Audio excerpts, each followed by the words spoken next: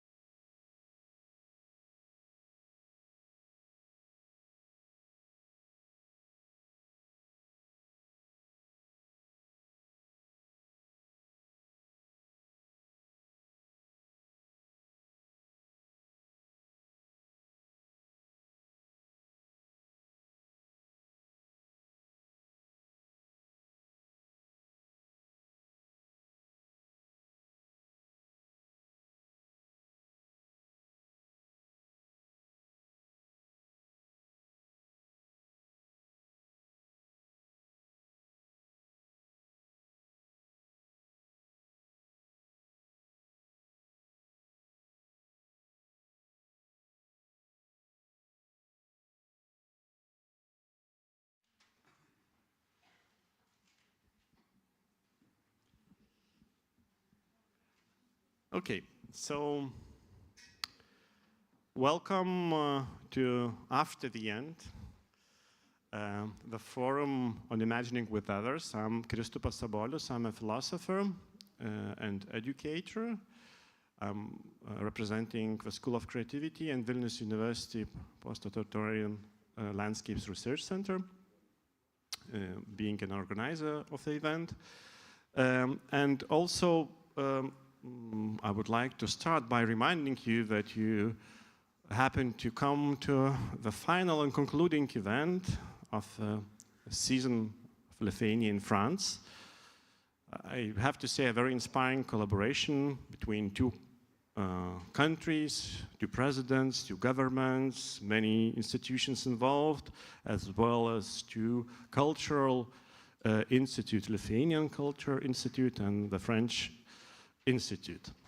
But let me begin by giving floor to Arnoldas Pranskevičius, Ambassador of Lithuania to France. Please, Arnoldas, the floor is yours. Thank you. Thank you so much, Kristupas. And indeed, the feeling here is of being a conductor, conducting the beautiful choir that has gathered today to Palais de Tokyo. Thank you so much all for coming. And especially many thanks to Kristupas Sabolius and his team for organizing this conference. I know how much work was put into it and how challenging yet exciting this journey has been, this journey towards the end. And I'm extremely happy that the discussion today will be so international and will go beyond Europe, with participants not only from France, from Lithuania, from Ukraine, but also from Algeria and from Brazil. And in fact, we were just discussing with our friends from Brazil that it's highly symbolic to have you in our midst today, as Lithuania's season in France, which is finishing today, will actually give its baton to Brazil, which will be the next country enjoying the cultural season next year. And therefore, I'm very happy also with the presence of the French Institute here, Agnès and her colleagues, and greatly thankful for all of your help throughout this year in making our season, mutual season in many ways, a big success. It's a great honor also to see in the audience also Viola Klaite, who is the director of the Cultural Institute of Lithuania, whose team, both in Vilnius and in Paris, has made wonders, as well as the commissioner of the season, Virginia Vitkienė, who will be addressing to you shortly. So thanks so much for coming, and I hope you'll have a very interesting conference. The theme of the conference, Après la Fin, after the end, I think does raise a lot of pressing questions of our times. I mean, we have to rethink the structures, we have to imagine alternative futures, we have to explore the pathways as well, what lies beyond the frameworks of the past. And in many ways, this theme of today's conference resonates very deeply with also the history of our own country, of Lithuania, of our own journey.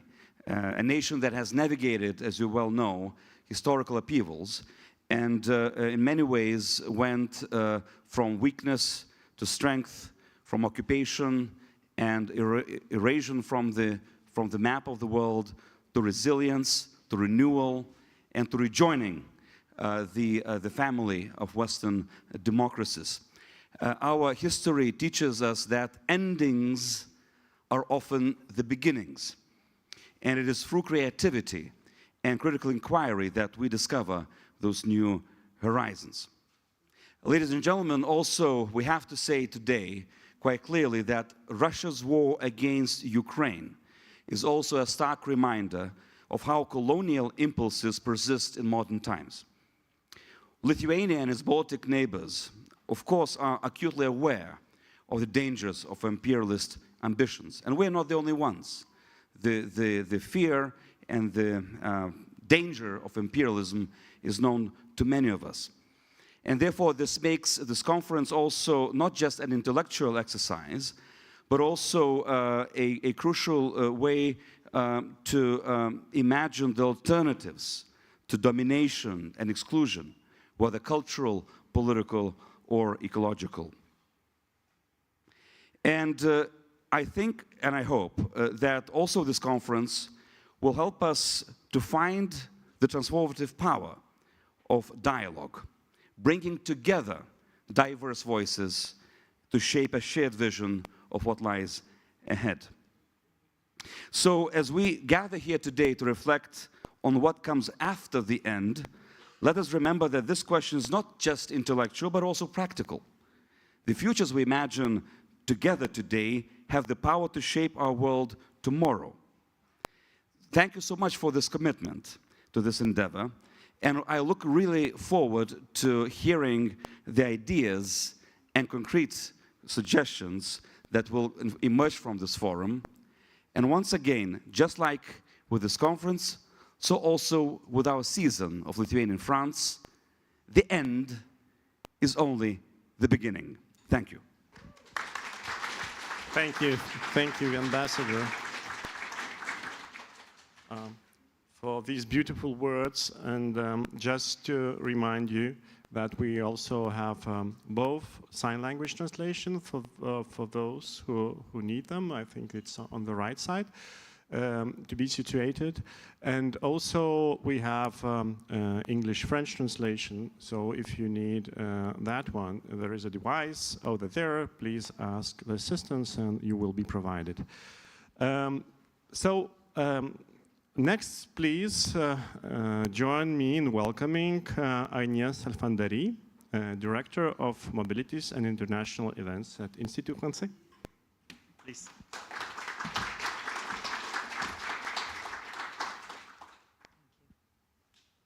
Dear Arnoldas, thank you for your kind words. Dear Virginia, dear Julia, dear Kristupas and Degle, dear team, dear friends of the Lithuanian Cultural Institute, dear team of the Institut Français, dear friends of the Palais de Tokyo, thank you for welcoming us for this last event of the season of Lithuania in France.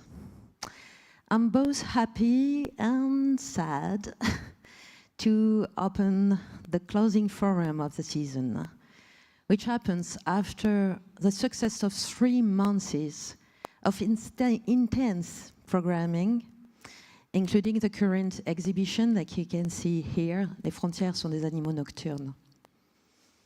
This forum is about transformation and envisaging alternative futures, about adopting an anti-individualist approach in order to imagine with and for others. And it seems that it is summarizing perfectly the spirit of this season and its baseline, se voir en l'autre. In a minute, Kristupas, who I would like to thank for his involvement during the whole season, will introduce in more details this important discussion. But if you can bear with me, I would like to take this opportunity to share a few personal words, to tell you how much this season has transformed us. 2 years ago, I have to confess that I knew very little about Lithuania. I knew about your beautiful capital, Vilnius. I knew about Jonas Mekas. I knew about Sea, but it was, just that. And but during this first trip to Vilnius in December 2022, I was struck by the richness of Lithuanian culture, its audacity, its courage, its joyful impertinence. And I said to myself, what a pleasure it will be to share all this with the French audience. What I hadn't anticipated was that it would be so much more than that. that we would be discovering artists, of course, thinkers, researchers, but above all, a different way of looking at the world. I really, really would like to thank you for sharing this with us. I'd like to thank you for offering us this wonderful adventure. I would like to thank you for being our friends during those 2 years of intense work. I'm very moved today to say goodbye to you.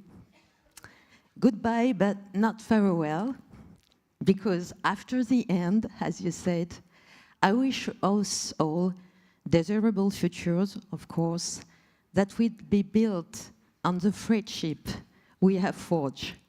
Thank you very much. Thank you so much, Ines.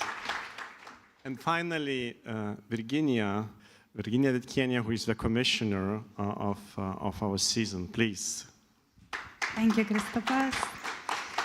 I promised myself not to cry today, but then yes, you made me cry a little bit because it's so sensitive.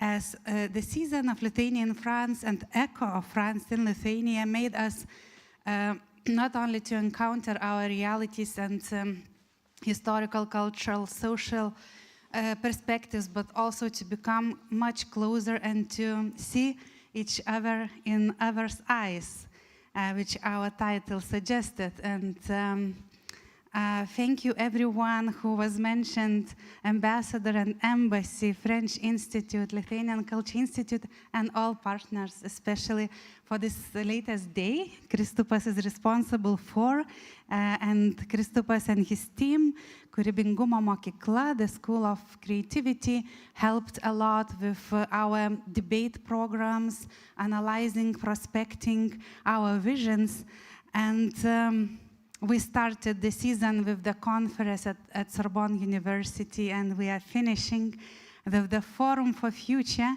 like Shared Imagination Forum. It's the greatest thing we could imagine together, to imagine our future. It's not easy at these times to imagine bright future. And it's very hard to say so, because, let's say, 3 years ago, I still believed I was like unbeatable optimist about European future, and for today I am not so sure. And maybe many of us feel the same, like some powers are more stronger maybe than our willingness and goodwill. So it's really important for us to meet and discuss, to plan the future for solidarity, for democracy, for our shared values. And this season was about that a lot. So I am grateful to everyone who contributed to strong topics, not easy topics. This season was not only celebration, but it became a big celebration because it expressed our values so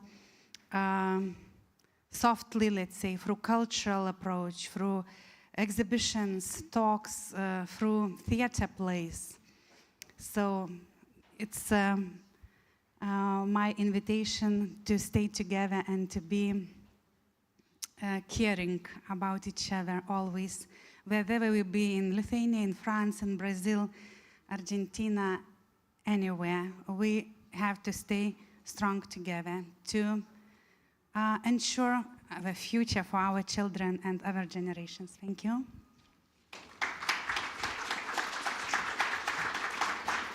Yeah, it's all overwhelming, too many beautiful words, but I have to say a few more. A heartfelt thank you to Tokyo for accepting us here. The forum is organized alongside with the exhibition, which you can still visit. It's downstairs, Borders and Nocturnal Animals. It features a few participants of the forum, and also it gave an important context. And now I will list quickly those who were involved, and just it's not everybody, but I have to say thank you to Evan Guyan-Bin, Agnes Alfanderia, Anne-Sophie Pro, Charlotte Billy, Charlotte Déborah, Ivan Payen, Arnoldas Pranskevičius, Nerijus Aleksijūnas, Virginija Vitkienė, Julija Reklaitė, Austas Dančiūtė, Rūta Nartavičiūtė, Veronika Vasiljeva, Ignė Lebaitė, Guillaume Desange, François Piron, Johan Gourmel, Java Garino, Mathieu Boncourt, Emilie Villes, Neriga Bumblienė, and of course the team, Eglė Trimalovaitė, Rūta Simutytė, Julija Glosaitė, Petras Navickas, Kotryna Gurskaitė, Akvilė Kabašinskaitė. Thank you.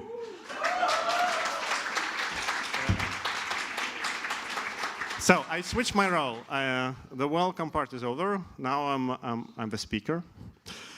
So and the forum is dedicated to the future, but I would start from some historical context.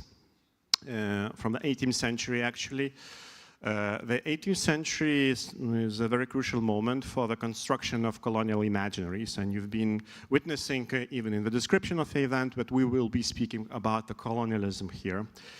I would remind you that Achille Mbembe, an important thinker of colonial context, reminds us that during the 18th century, at the zenith of the slave trade, the term black entered a common use of Euro-American vocabulary. So basically, it's not that the blackness was invented during the time, but the blackness gained the new importance, and that importance was related to the process of reduction of human beings who were categorized by external markers, of color mainly.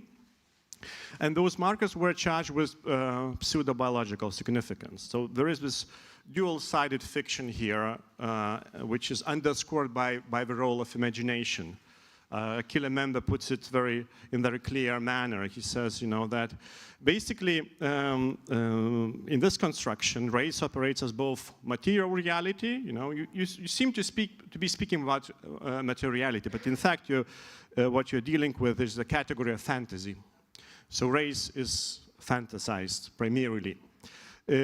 So in accordance to that, it has justified this motion towards the invention of blackness, justified the catastrophic violence we know that is persisting today, and we're witnessing it today, psychological traumas and systematic exclusion. So basically it became the code of modernity. However, I would remind you that the 18th century was transformative for colonial histories in yet another way, in another sense. It redefined Europe's own otherness within itself. What I mean here is the work of Larry Wolff, who is an important historian, and he traces this shift that happened during the Enlightenment and brought, as he puts it, the conceptual reorientation of the continent. So we know that during ancient times, in ancient Rome, the axis of barbarians was directed from south and north. If Rome is at the center, so barbarians are coming either from south, I think it will be touched upon in Seloua talk today, either from the north. Germans were barbarians and French were barbarians for Romans. It persisted in Italian Renaissance. However, when Enlightenment came, thinkers like Voltaire, writing from 18th century Paris, they kind of redirected the intellectual gaze and the axis of barbarians from south to north, something in the center, to west to east. So the axis was changed. And this is how Eastern Europe was invented. This transformation, according to Wolff, is not just a geographical thing. In this process, the barbaric and backward north was displaced by giving new divisions. So the concept of Western Europe and Eastern Europe as a new place for barbarians emerge as complementary but oppositional ideas. So I guess this concept still persists and still defines the way we understand Europe today. We are trying to dismantle the differences between that came out during this period. Just a second. However, we must not forget that this concept also helped for the spread of Nazi ideology and also for the spread of otherness that was witnessed even in the 20th century. So I would remind you that one interesting case that happened in the 60s in France, Czesław Miłosz, a future Nobel Prize winner who was about to publish his work, Rodzina Europa, which directly translates into French as Autre Europe, or the other Europe, gave the text to Gallimard, and saying, that it should be, it should represent the commonalities between Western partners and Eastern Europeans, so to say, as being really close to each other. However, the publisher decided that the title does not correspond to the, to the commonalities, to the reality existing in Western world, and it was reformulated into the other Europe. So basically by confirming the idea of otherness within the Western discourse. So we can see that in this context, the whole idea of otherness, which is important for both Western and Eastern identities, was confirmed by basically French publishing house. In this context, I also would remind you that whiteness as a category, and this is evidence also in the work of Achille Member, and also I think I like the premise of the book that was written by Seloua, Boulbina, who will be talking later. The whiteness itself is also requires the otherness as the imagined category. Seloua puts it beautifully in her book that basically for the colonizer, the dream of otherness stands for the desert. That you need to desert otherness to make it a void in order to confirm and to pay attention to your own identity. So once the otherness is deserted, it enables you to strive, your deepest drives to be confirmed and to be played out. So basically, at this during this dynamics where otherness becomes the vehicle of your own identity, during this dynamics, the shift that we are looking for can be both instituted and found. In this context, I also would like to remember that Russia is really recognized as a colonial power, despite being the largest empire that has never come to terms with its imperial legacy. Russian officials have constantly dismissed their own history of expansionism while criticizing the actions of other empires. Sometimes I encounter people who ask me, so why do you call Russia a colonial country? Well, there are a lot of serious work that has been done in this respect, and you can also see that the parallelism, you know, how the expansion of colonialism happened starting from the 15th, 16th century, and it was almost simultaneous with the colonialism that was happening in Americas and in Africa. I think it is really taken into consideration. And also, as it was declared by Sergei Lavrov in 2022, for instance, Russian foreign minister, you know, while during his visit to Africa, he said, our country has not stained itself with bloody crimes of colonialism. So they kind of exploit this idea of being not a colonialist country at all. And this article featured in several African newspapers as a part of Russia's visit to the continent. I would remind you one little fact that in 1750s, Russia arrived to Hawaii. You know, they established in Kauai Island in Hawaii, Russian Fort Elizabeth.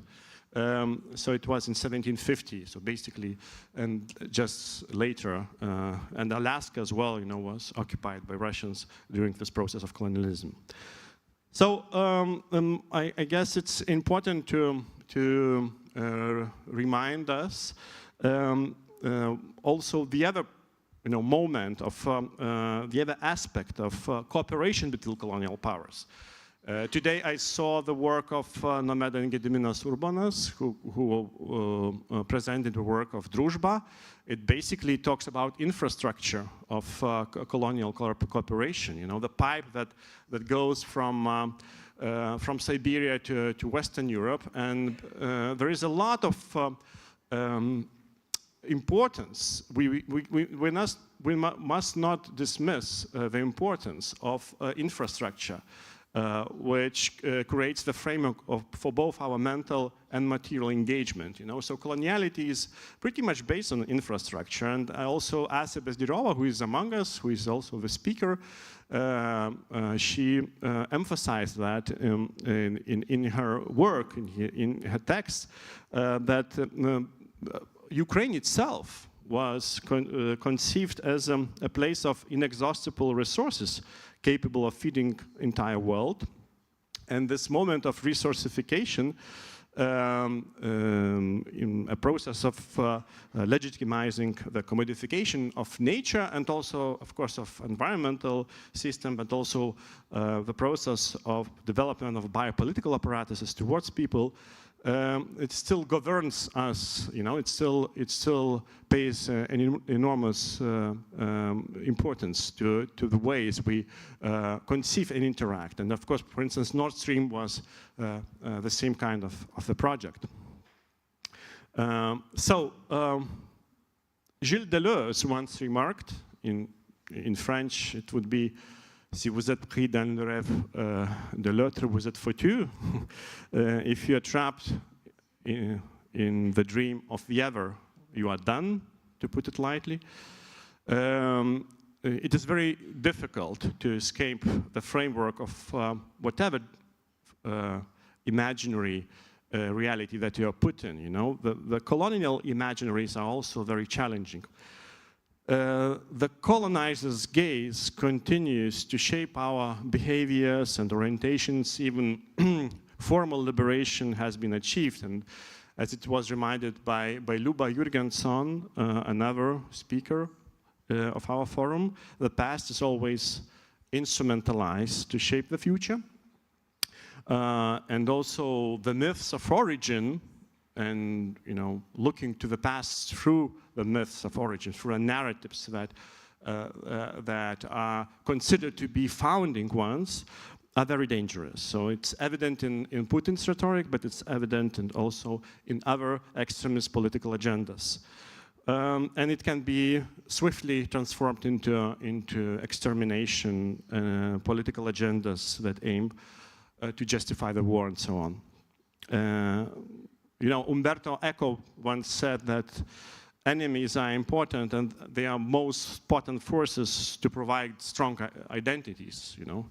So also Boulbina reminds us, as I said earlier, about this image of desert as something that still persists in colonizers' gaze. So the question would be, how we must incorporate otherness within our imagination. How should we pose our narratives?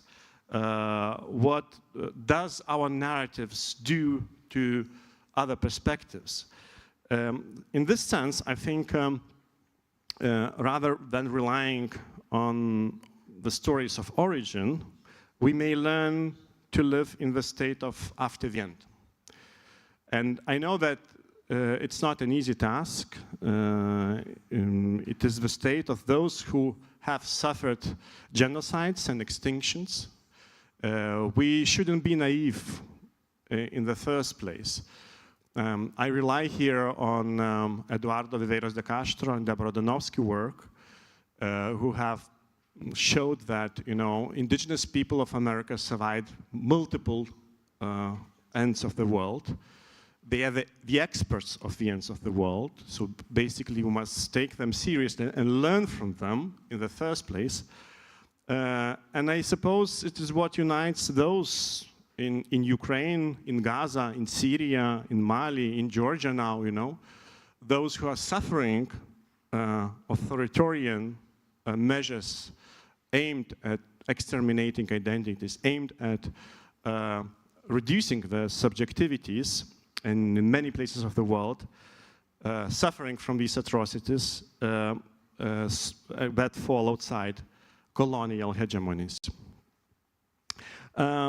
And in this sense, I think it's important to introduce, those who provide an attempt of thinking the coexistence, for instance, beyond post-Soviet group, who are aiming to explore through its artistic and communal work the ways to investigate how the coexistence is possible.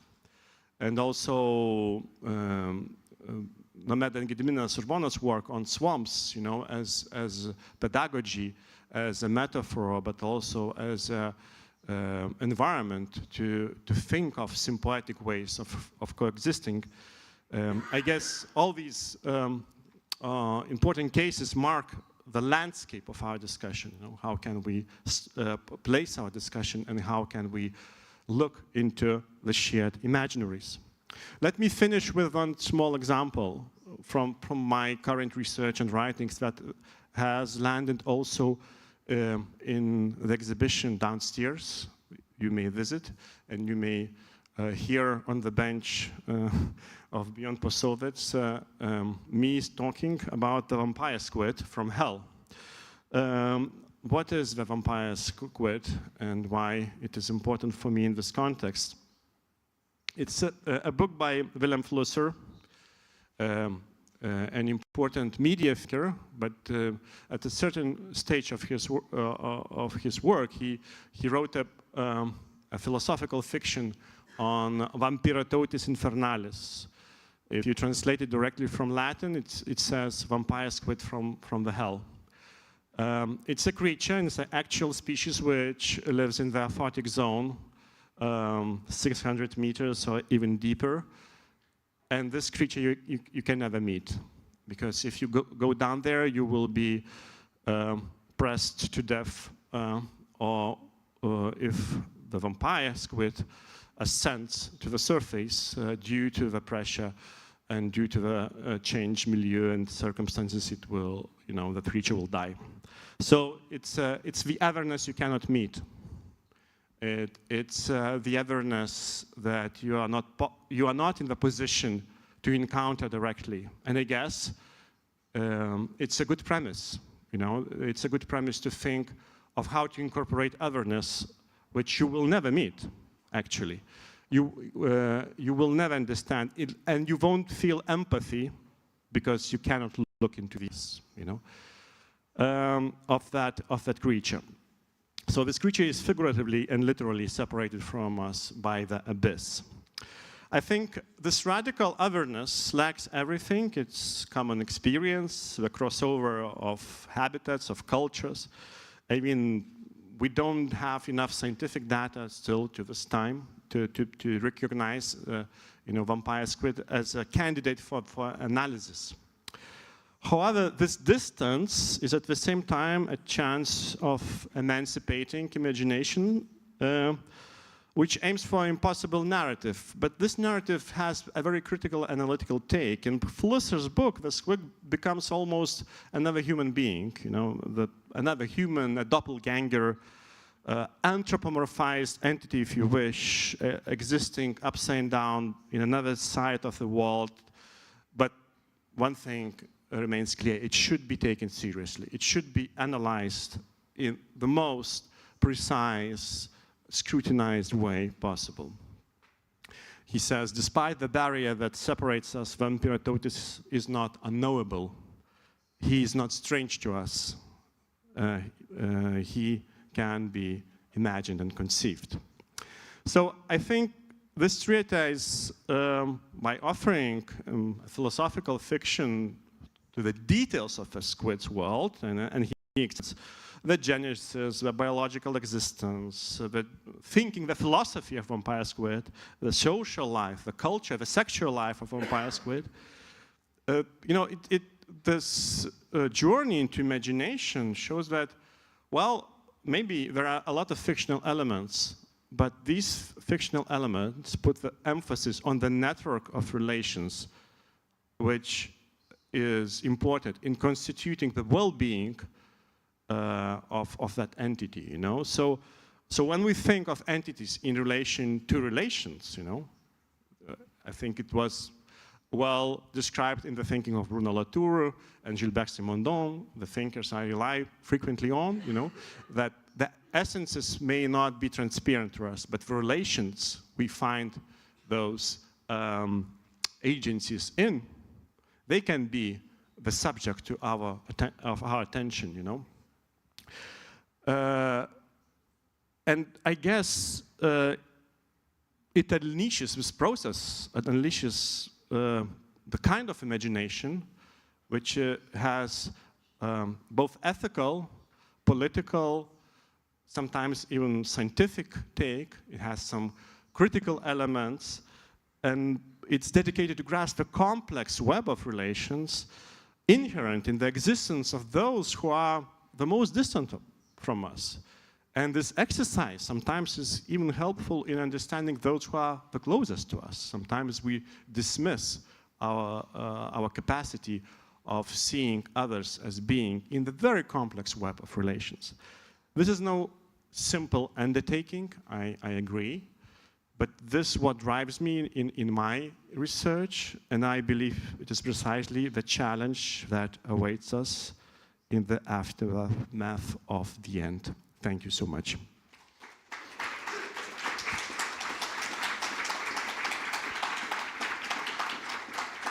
And I will now change my role and give the floor to Marija Drėmaitė, my dear colleague and the professor from Vilnius University. Please, as the moderator of the first panel, join us.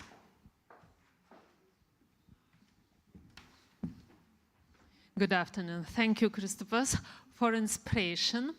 And now we will start the session, which is called Beyond Colonial Imaginaries. We will have two keynote speakers, Luba Jurgenson and Seloua Luste Boulbina, and two respondents, Bazdyrieva and Kristupas Sabolius, and then we will have a short discussion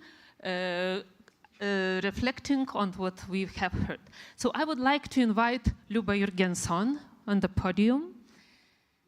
Luba was born in Moscow in '58, but moved to France at the age of 17. She was lived in Paris since, and in France she has followed a dual path, university studies and literature, several novels and essays.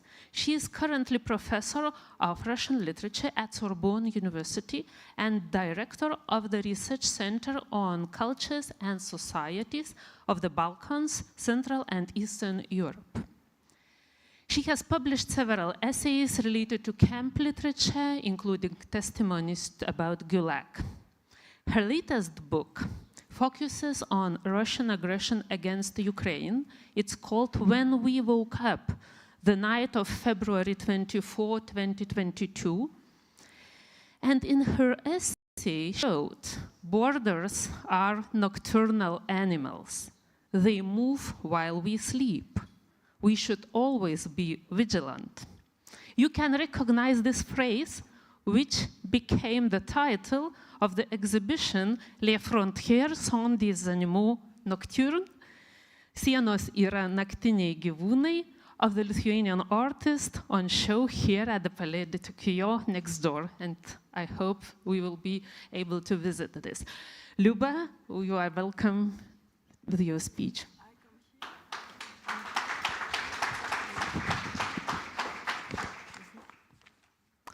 Thank you very much, Maria, and many thanks to the organizers of this event. And to artists for the very stimulating exhibition. I would like to say in advance that the somehow pessimistic nature of my talk, of my speech, is belied by the energy exuded by the work of the Lithuanian artists and the Ukrainian guest. So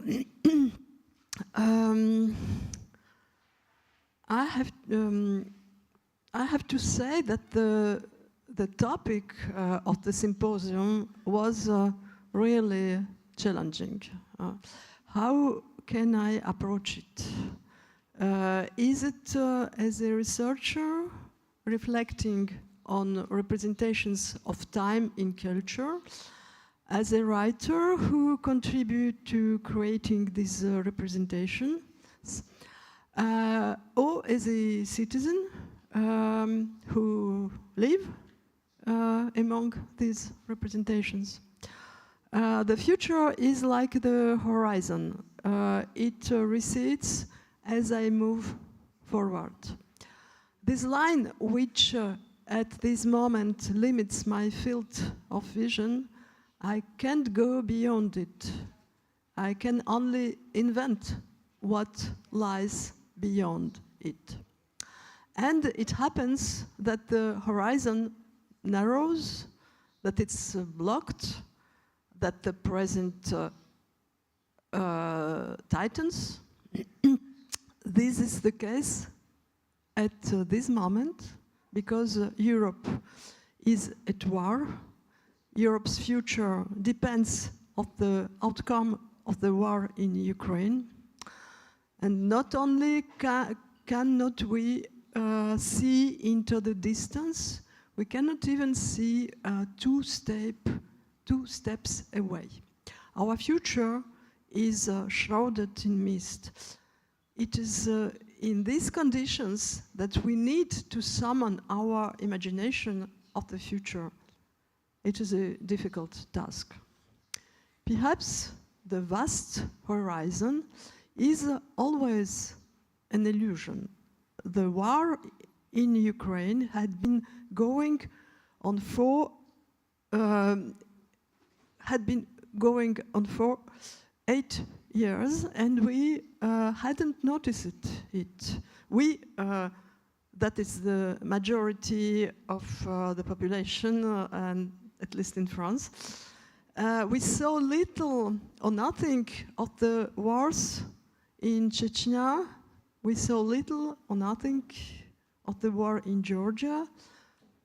What clogs our horizon today was already there in the past, in the recent past. And after thinking about this immediate past, let us look again to the more distant past. We remember that the invasion of Ukraine is a delayed consequence of a geopolitical anomaly, namely that the Russian Empire didn't disappear when the other empires broke up at the end of the First World War. It reconstituted itself in the form of the imperial Soviet Union and is still aiming to recompose itself today. We wonder whether peace in Europe, which was the stated aim of creating the European Union, was not a mirage. Listening to the speech made by Putin and his entourage, we realize that the breakup of the Soviet Empire in 1991 is perceived from within as a prelude to a civil war to repair, 30 years late, the lost unity. It seemed impossible that Russians would kill Ukrainians. But if you go back to the logic of civil wars, it becomes normal, and Russia has experienced endless civil war since the 1917 revolution. Civil war, a war between one part of society and another, was the operating model throughout the existence of the Soviet Union, whether in Russia or in the annexed territories, colonized territories. So to start a discussion about the future, we have turned to the past. Is this a flaw in our reasoning, in my reasoning, or a necessary detour? Perhaps an alternative would be to imagine as many moves on the political chessboard as possible in advance. As I'm neither a politician nor a chess player, I don't know how to do that. On the other hand, we know in retrospect the sometimes dramatic margin of error involved in such imaginations. Literary and artistic imaginations have been more accurate, predicting the emergence of totalitarianism and climatic catastrophes. But they have also helped to propagate the dream of technical progress that plagues our present. It will be interesting to look to the futures offered by the past. There are revolutionary and reactionary imaginations, whether political or artistic, the romantic spiral, each turn of which represents a new departure from the previous one by negating the previous one. It could be said that a tyranny of renewal has been asserting itself since the Enlightenment and the French Revolution. This is the spiral of Enlightenment and anti-Enlightenment movements. In artistic and literary terms, it can be characterized as a succession of referential and non-referential regimes. That is, languages that aim to serve knowledge of the world, such as realism or naturalism, or that aim to be autonomous, to serve knowledge of art itself, such as symbolism or futurism, the modernisms as a whole. Perhaps we are still caught in this romantic spiral, even though the idea of a revolution seems to have been definitively abandoned. Imaginations of a radical renewal of the world and the human being making clean slate from the past, which postulate apocalyptic regimes at the end of history and the end of art, or the creation of a new world and a new man, seem compromised by the great social experiments conducted by totalitarian regimes. So the future is in crisis. Over the past decades, the collapse of utopias, the end of the myth of progress and the environmental catastrophe have prevented us from dreaming about the future. Interpreted as a retreat into the present, I think about François Hartog's concept of presentism, or into the past, Aleida Asman's time out of joint. This crisis manifests itself, among other things, in the over-presence of the suffix post in the categorization of the present era. Post-modernity, post-memory, post-colonial studies, the post-communist or post-socialist world, post-Soviet states, post-humanity with the Sloterdijk.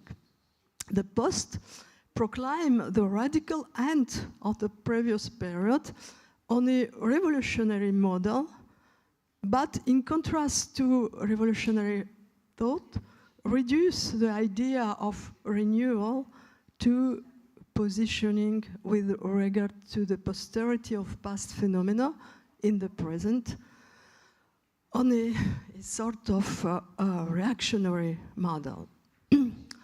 Rather than proposing radical renewal, new patterns of thinking are often patterns of re-evaluation of the past. For example, Europe's colonial past we are talking about. Whether by former colonizers or former colonized, or those who have been both in turn, the re-evaluation of colonial cultures or masculine culture, the rejection of these cultures in favor of the emergence of less visible or invisible cultures. This, in terms of action, so these phenomena are well known. In terms of action, what is within the reach of individuals today is often conservation rather than innovation. We need to preserve or save the planet. We need to defend human rights that are being violated everywhere and protect the gains of democracy that are now under threat.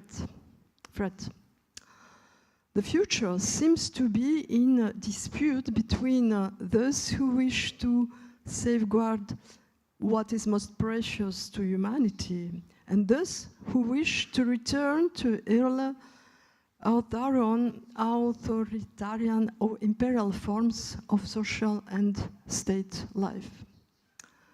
Even within democratic regimes, the conservative will is confronted with paradoxes. For example, one of the consequences of concern for the individual essential to preservation of democracy is the protection of the person. To be free, one must be protected. In European countries, we are witnessing a veritable obsession with the care and security of citizens, which is obviously a good thing, but which paradoxically leads to a decline in freedoms. Not to mention the fact that concern for security, for example, the security of our borders, can lead to breach of human rights when it comes to rescuing people from beyond these borders. Concern for comfort can conflict with a concern for the planet, and so on, these paradoxes.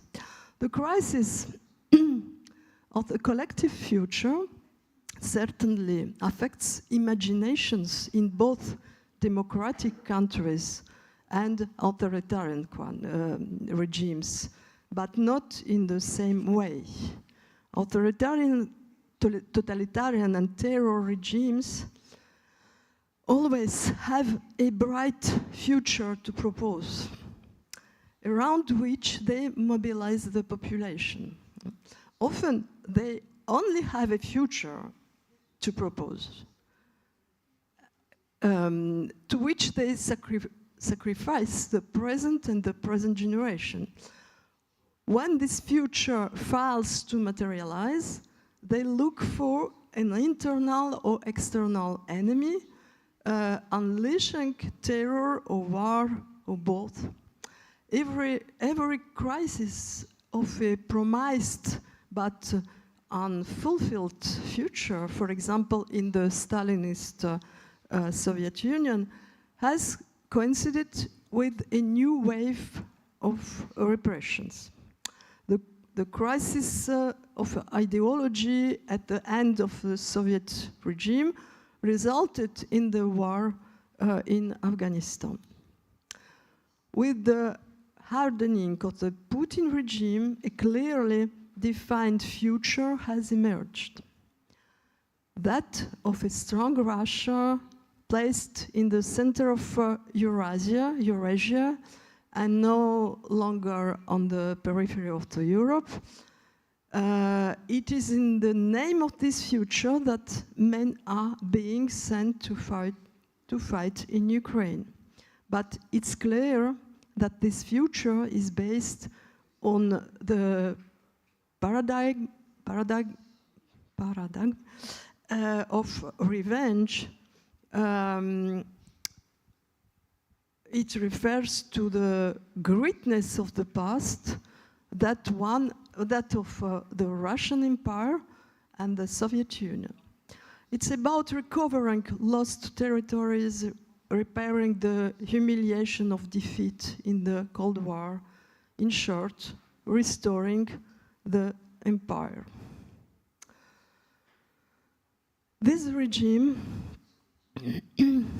no longer dreams of building a new world and a new man, but of rediscovering the old man who embodied eternal Russia, which of course never existed, in the single history textbook for pupils in grades 10 and 11 in history, overseen by Medinsky, one of the ideologues of the current regime, and based on the glorification of heroic periods and the concealment of repression. Young people are invited to seize the exceptional career opportunities open to them thanks the withdrawal of Western companies, and you can understand offered by the war. This seems to be the only new horizon the state offers young people, apart from that of heroic death. To sum up the idea of this future, we could paraphrase it as our future is our past, and to get it back, we are ready to die and kill as many Ukrainians as it takes. The crisis of the future thus takes the form of an aggressive war, backed up by a culture of war that is always sustained by slogans. While Western culture has produced a utopian memory expressed in the slogan, "Never again," a slogan constantly contradicted by the reality of new conflicts and massacres. In Russia, the memory of past violence is expressed in the form of a threat, we can do it again. We can defeat the collective West if we were able to defeat Nazism. These two formulas reveal two attitudes towards the future: prevention on the one hand and defense on the other against imaginary threats for imaginary values. So how do we think about the future? I mean that maybe it is not so, maybe it is good to don't have a very clear image of future. No doubt we have to abandon the prophetic regime associated with the apocalyptic thinking in the cosmological frames that operate surreptitiously within romantic culture. The end of the world is linked to the myth of origins. For there to be an end, there must be a beginning, which this myth, as it was told, which are easily transformed into political programs referring to the past, justifying the conquest of supposedly legitimate territories and erecting myths of identity as the basis for social organization. We certainly need to reflect critically, not only on the imaginary of the end, but also of the imaginary of the beginning. Apocalyptic thinking is disempowering, while radical renewal can be a source of violence. So it seems very, very pessimistic. We have seen that that our thinking about the future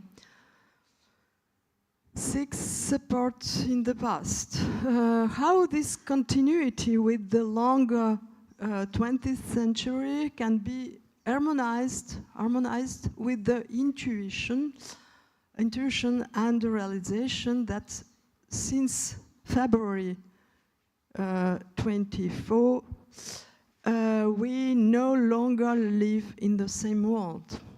And with the need to think right now, in very concrete terms, about the post-war period we hope for, we need to think about the reconstruction of the Ukraine, as well as the end of the current Russian regime, which will be the end or perpetuation of Europe's last empire.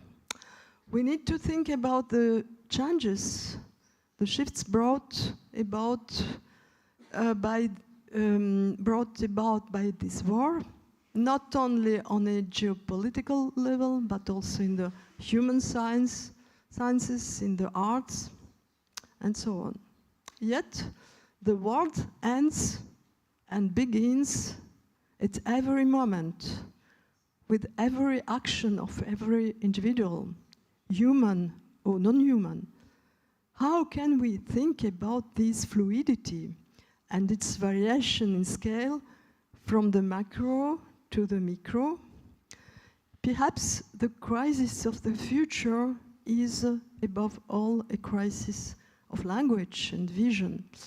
Faced with the frightening global future, whether grandiose or catastrophic, or both, we could propose plural, hybrid futures, both in local forms of life and in political imaginaries. Paradigm shifts involved seeing what had never been seen before, noticing the insignificant, or rather what had previously seemed insignificant suddenly became important. One example is the exhibition Black is Beautiful, Rubens to Dumas, which took place in Amsterdam in 2016, followed by the one called Black Models from Géricault to Matisse in Paris in 2018 at the Musée d'Orsay, where the black figure, who until then had only appeared to critics as a foil to the white subject, suddenly gained visibility because people wanted to look at her or him, or because people wanted to hear. I'm thinking of the interest in the soundscapes, which has renewed the perception of landscape. And this action takes place at all times. Carlo Ginzburg's indiciary paradigm as a methodology focusing on small details rather than larger wholes in ensembles in the human sciences. That's from 1980s. I'm also thinking of what Martin Scharfe has called the search for traces in the cultural sciences, a science of the analytical culture of small things. So it is not a question of revolutionizing the world, but of paying more vigilant attention to what it contains. This ever-renewed attention is a kind of trace of the future in the present, in our present. Through it, we can maybe try to invent the invisible. That is what will be visible tomorrow. If there is something to restore, it is certainly not the greatness of states and heroes, but the greatness of small things. Thank you.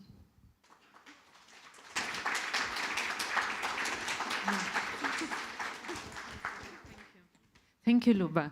Thank you very much. And I would like to invite our second keynote speaker, Seloua Luste Boulbina, philosopher and political scientist, who is currently associate researcher at LCCP, University of Paris-Cité. She is focused on decolonization, on its political, epistemological, and artistic fields. She notably published L'Afrique et ses fantômes, Présence africaine, Le miroir vagabond ou la décolonisation des savoirs, Alger-Tokyo, Sortir des terres, une philosophie de végétal. So many books with deep research on colonial and decolonial. Please, Luba.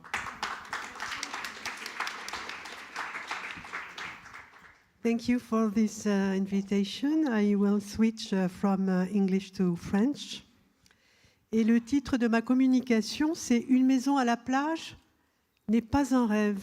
C'est le nom d'un programme immobilier. Vous comprendrez à la fin, justement. Et je voudrais parler, pensant à tous ceux nos gouvernants, les gouvernants, qui s'intéressent au jour d'après. C'est quelquefois un leitmotiv, quelque chose qui est récurrent. Eh bien, je m'intéresserai aux fins qui n'en finissent pas. Et je voudrais commencer par citer 2 personnes de Raza. Ici, à Deir el-Balah, c'est comme si c'était la fin du monde.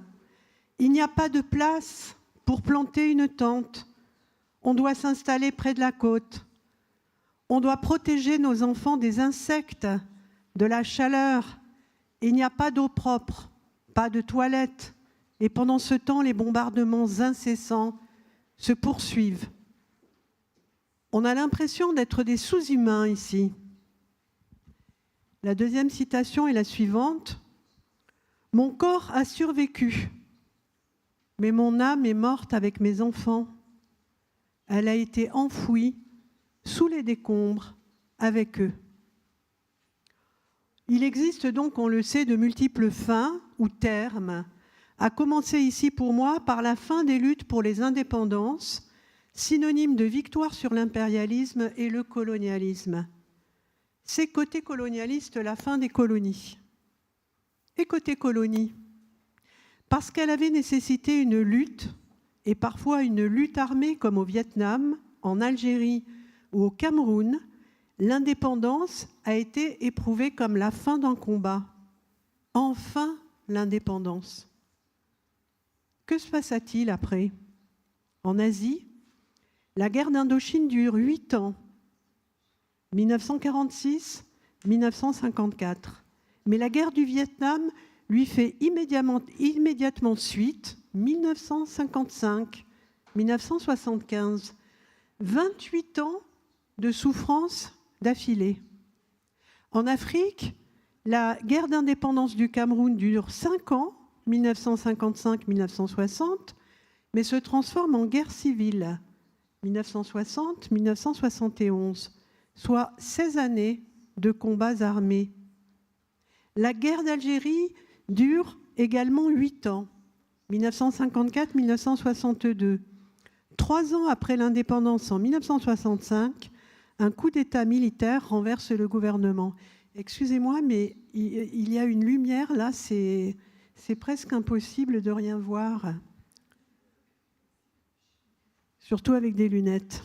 J'ai depuis longtemps pensé que l'indépendance, si elle était bien sûr un événement majeur dans l'histoire d'un pays, si elle produisait et procurait indéniablement de la joie, entamait également une phase de deuil.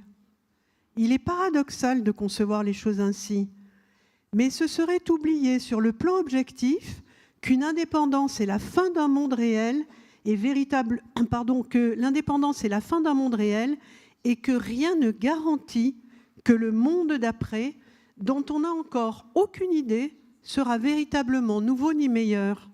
Ce serait également oublier sur le plan subjectif les névroses de guerre que de considérer que la guerre ne laisse aucune trace et que, après la fin, elle n'a plus d'effet.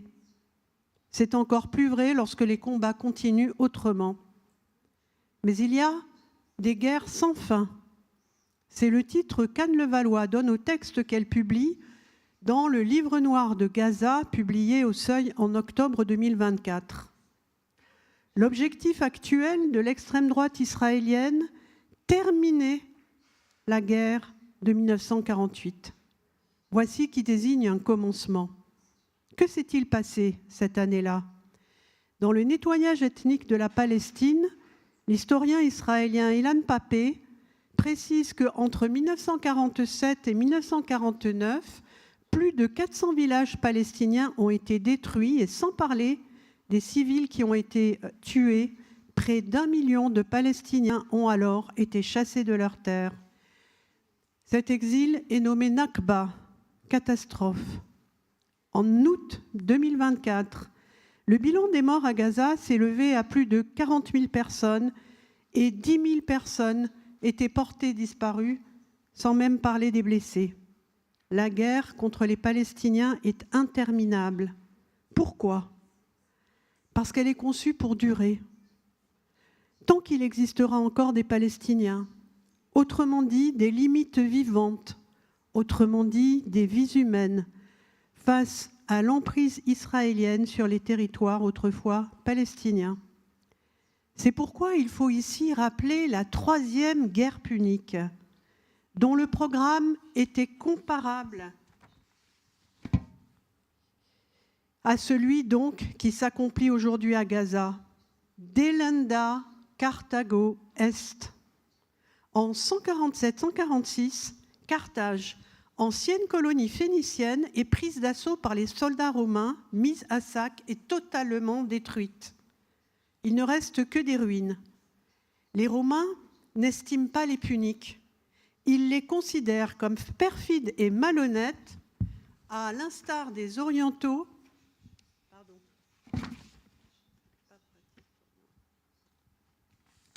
À l'instar, disais-je, des Orientaux et des Arabes de l'époque, les Phéniciens, et ce, à tel point que la locution punica fides est employée pour évoquer la mauvaise foi, le comportement sans foi ni loi. Carthage assiégée souffre de la famine. Hasdrubal le Boétarque choisit de faire supplicier les prisonniers romains sous les yeux de leurs compatriotes de l'autre côté des remparts. Il leur fait arracher les yeux, la langue, les tendons, les organes sexuels. Il leur fait lacérer la plante des pieds, couper les doigts, puis jeter du haut des remparts. C'est le 7 octobre de l'Antiquité. Les Romains, déjà décidés à vaincre Carthage par tous les moyens, entreprennent d'anéantir totalement la ville, de tout détruire et d'exterminer la population. Ils mettent le feu, ne font cas ni des dieux, ni des vieux, ni des femmes, ni des enfants. Ils défoncent les crânes et ne reculent devant rien. Le temple d'Eshmoun, le dieu punique, est conquis, Carthage est vaincu. La destruction a été complète, systématiquement menée. La population survivante est vendue, réduite en esclavage. Scipion, qui a remporté la victoire, deviendra Scipion l'Africain et aura l'honneur de participer au triomphe, la cérémonie romaine qui fête les vainqueurs en les faisant défiler à la tête de leurs troupes jusqu'au Capitole, à Rome. Et c'était le cas. Tout s'était passé comme s'il avait été décidé depuis longtemps de raser Carthage, et c'était le cas justement. C'était le cas car alors même que Carthage avait rendu les armes, il avait été projeté d'annihiler Carthage, de la réduire à néant. Berne Kiman, historien australien, spécialiste du génocide cambodgien, parlera à propos de Carthage de premier génocide. Si Strabon avait estimé la population de Carthage à 700 000 habitants, les historiens contemporains considèrent qu'elle ne pouvait comprendre que 200 000 personnes environ. L'important ici est de savoir que 150 000 Carthaginois ont péri et que les survivants ne furent que 50 000. Pour l'auteur, pour cet historien australien, ceux qui ont commis ces crimes du XXe siècle étaient, tout comme Caton, mus par l'expansionnisme militaire, l'idéalisation de l'agriculture, les idées de hiérarchie des sexes et de hiérarchie sociale, ainsi que par les préjugés raciaux ou culturels. Fin de la citation. Car si Rome faisait régulièrement la guerre, elle ne menait jamais de telles politiques de destruction. Le problème était qu'à Rome, Caton ne supportait pas que Carthage se relève après sa défaite précédente et devienne une fois encore une métropole riche, animée et pleine d'armes. Que Carthage soit une cité commerciale revenait presque en outre à l'insulter. Virgile, dans l'Énéide, parle ainsi. Carthage, en face de l'Italie, au loin, et des bouches du Tibre, opulente, intraitable en son ardeur guerrière. Chez Virgile, l'Empire romain est en un sens sans fin.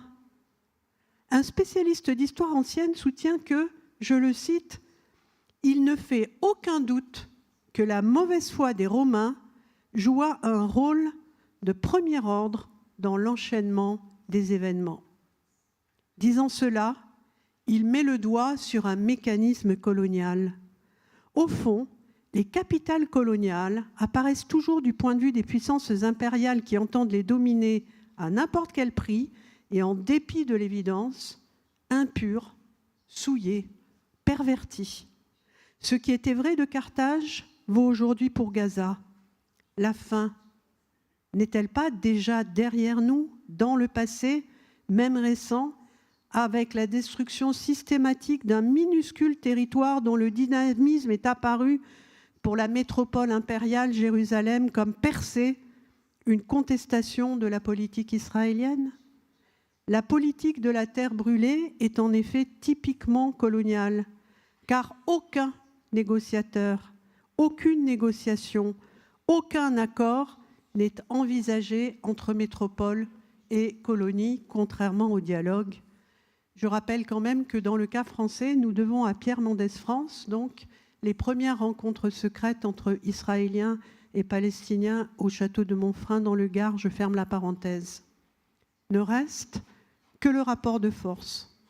Israël a toutefois ceci de spécifique que d'être une colonie se comportant comme une métropole. Je reviens à Carthage. La capitale punique, entièrement détruite, resta en ruine. Elle fut consacrée aux dieux souterrains, ce qui signifiait qu'il était interdit de la reconstruire et de la rebâtir. Au même moment, dans d'autres conditions, Corinthe fut également entièrement détruite. Pendant plus d'un siècle, ces cités restèrent villes mortes. Ce qu'il faut retenir, c'est qu'après la fin, il y a la mort, tout simplement. Car la mort hante toujours le présent d'une humanité quelconque, quoique de façon différenciée. Selon Polybe, devant Carthage en flammes, l'impérator éprouve une vive émotion et prend à témoin l'historien lui-même pour lui faire part de sa crainte qu'un sort semblable touche sa propre cité. C'est donc une crainte en miroir. Le sac de Carthage incarne en effet la conception antique de la fin du monde. La dimension éphémère des réussites et des victoires doit constituer une leçon de modération pour le politique, en particulier pour l'homme d'État. C'est ainsi que l'idée d'une leçon de l'histoire s'ébauche et prend son sens au regard de la fin, ou plus exactement d'après la fin. Car on hérite des fins de monde qui nous ont précédés. Dans mon cas, la fin de la fiction, imaginaire quoique réelle, des départements et territoires français d'Algérie, fiction qui commença avant 1830 ailleurs et ne se termina pas non plus en 1962, car la fin d'une colonie n'est pas la fin du colonialisme. Rome occupa la partie de l'Afrique qui avait été sous la domination des Carthaginois et détruisit Carthage de fond en comble avant d'y refonder une colonie 102 ans après sa destruction. L'historien grec Appien, à travers cet exemple paradigmatique, développe une conception téléologique de l'histoire orientée par l'idée de dégénérescence naturelle. C'est la loi générale de la mort de toute chose qui prédomine, étant donné que cette mort est inéluctable. Très opportunément, une autre idée contrebalancera celle de fin d'un monde prise comme fin du monde, la Renaissance. Selon cette conception développée au XIXe siècle, l'Europe, grâce à un retour à l'Antiquité, s'émancipe du Moyen-Âge entre le XVe et le XVIe siècle. Jules Michelet défend ce point de vue en 1855, se restreignant au cas français. Puis Jacob Burckhardt soutient en 1860, dans la civilisation en Italie au temps de la Renaissance, que le Quattrocento italien, XVe siècle, est une résurrection d'Athènes et de Rome. Au XVe siècle, en France comme en Italie, un sentiment des temps nouveaux s'était propagé, mais il ne s'est transformé que bien plus tard en doctrine et irrigue encore le champ politique, puisque le parti d'Emmanuel Macron, par exemple, se nomme Renaissance. On comprend aisément qu'on est à l'intérieur d'une idéologie politico-historique. Les Romains craignaient que Carthage ne renaisse. Une fois encore, ils craignaient aussi pour eux-mêmes la dégénérescence, le déclin, la catastrophe, bref, l'apocalypse. Cette apocalypse est celle que prédisent les puissances impériales à toutes leurs colonies modernes passées. Sans nous, vous périrez. Ni électricité, ni pont, ni hôpital, ni usine, ni orange, ni modernité, ni progrès. La perte des colonies avec les indépendances est toujours accompagnée d'une malédiction de la part des anciennes métropoles. Pourquoi ? Parce que la perte des colonies représente la fin de la grandeur. C'est tout particulièrement le cas en France, tant la fiction de la grandeur passée de la France est pérenne. Or, cette grandeur s'incarnait dans l'Empire, de l'Atlantique au Pacifique, en passant par l'océan Indien. Dans le rayonnement de la France, après le roi Soleil, le pays brille de mille feux par le biais de la langue française et de la littérature dite francophone pour indiquer qu'elle est de second ordre, autrement dit mineure, ce qui peut s'entendre tout autrement, bien sûr, en faisant référence à la définition que Deleuze et Guattari donnent de l'idée de littérature mineure.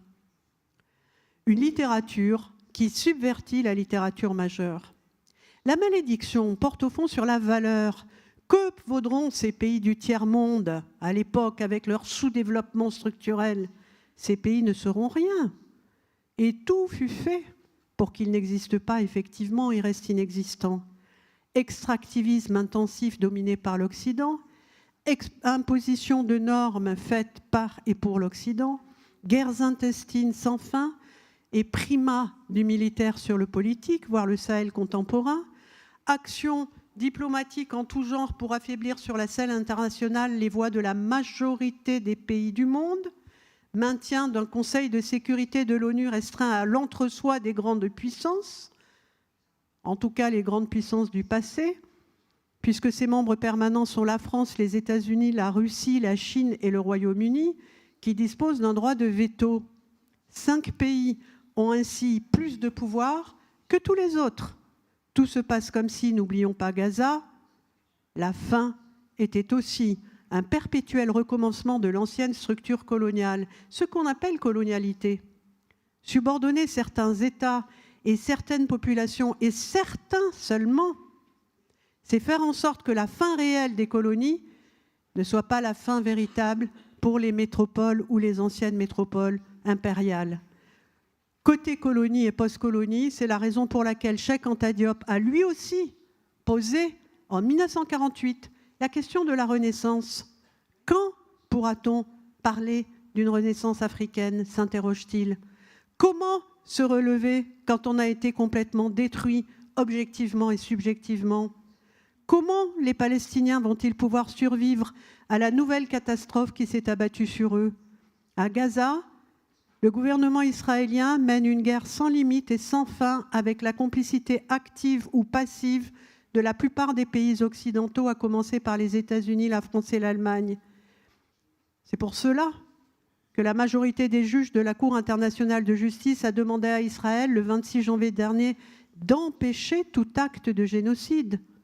Le 21 novembre dernier, la Cour pénale internationale a quant à elle émis officiellement des mandats d'arrêt contre Benjamin Netanyahou, Premier ministre, Yoav Gallant, ministre de la Défense, et Mohamed Deif, du Hamas pour crimes de guerre et crimes contre l'humanité.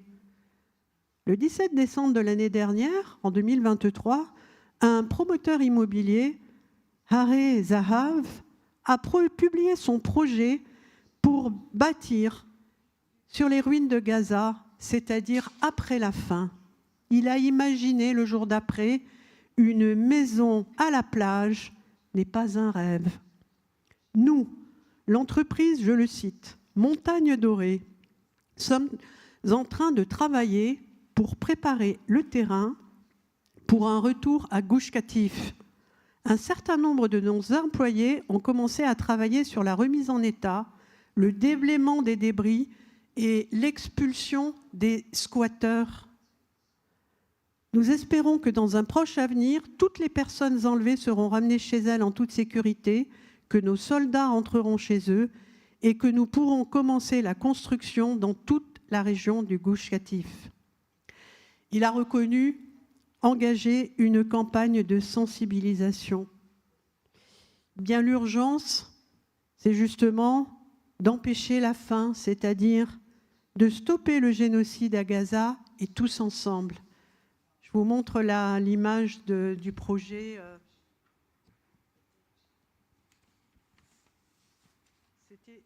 C'était bien sûr une provocation. Voilà. Je vous remercie pour votre attention.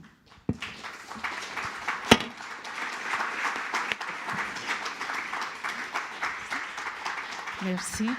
Thank you, Luba. Thank you, Seloua. You can stay for a very interesting talks, but full of very difficult content. And now I will invite the respondents for your talks. First, I would like to invite Ася Bazdyrieva, who is a researcher and writer with a background in art history and analytical chemistry.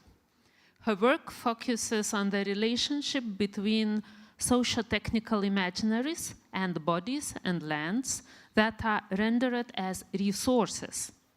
Bazdyrieva was a Fulbright Fellow at City University of New York and a research fellow at the Department of Media Studies at the Bauhaus University in Weimar, and she is an associate member of the Critical Media Lab in Basel. Ася, please share your thoughts.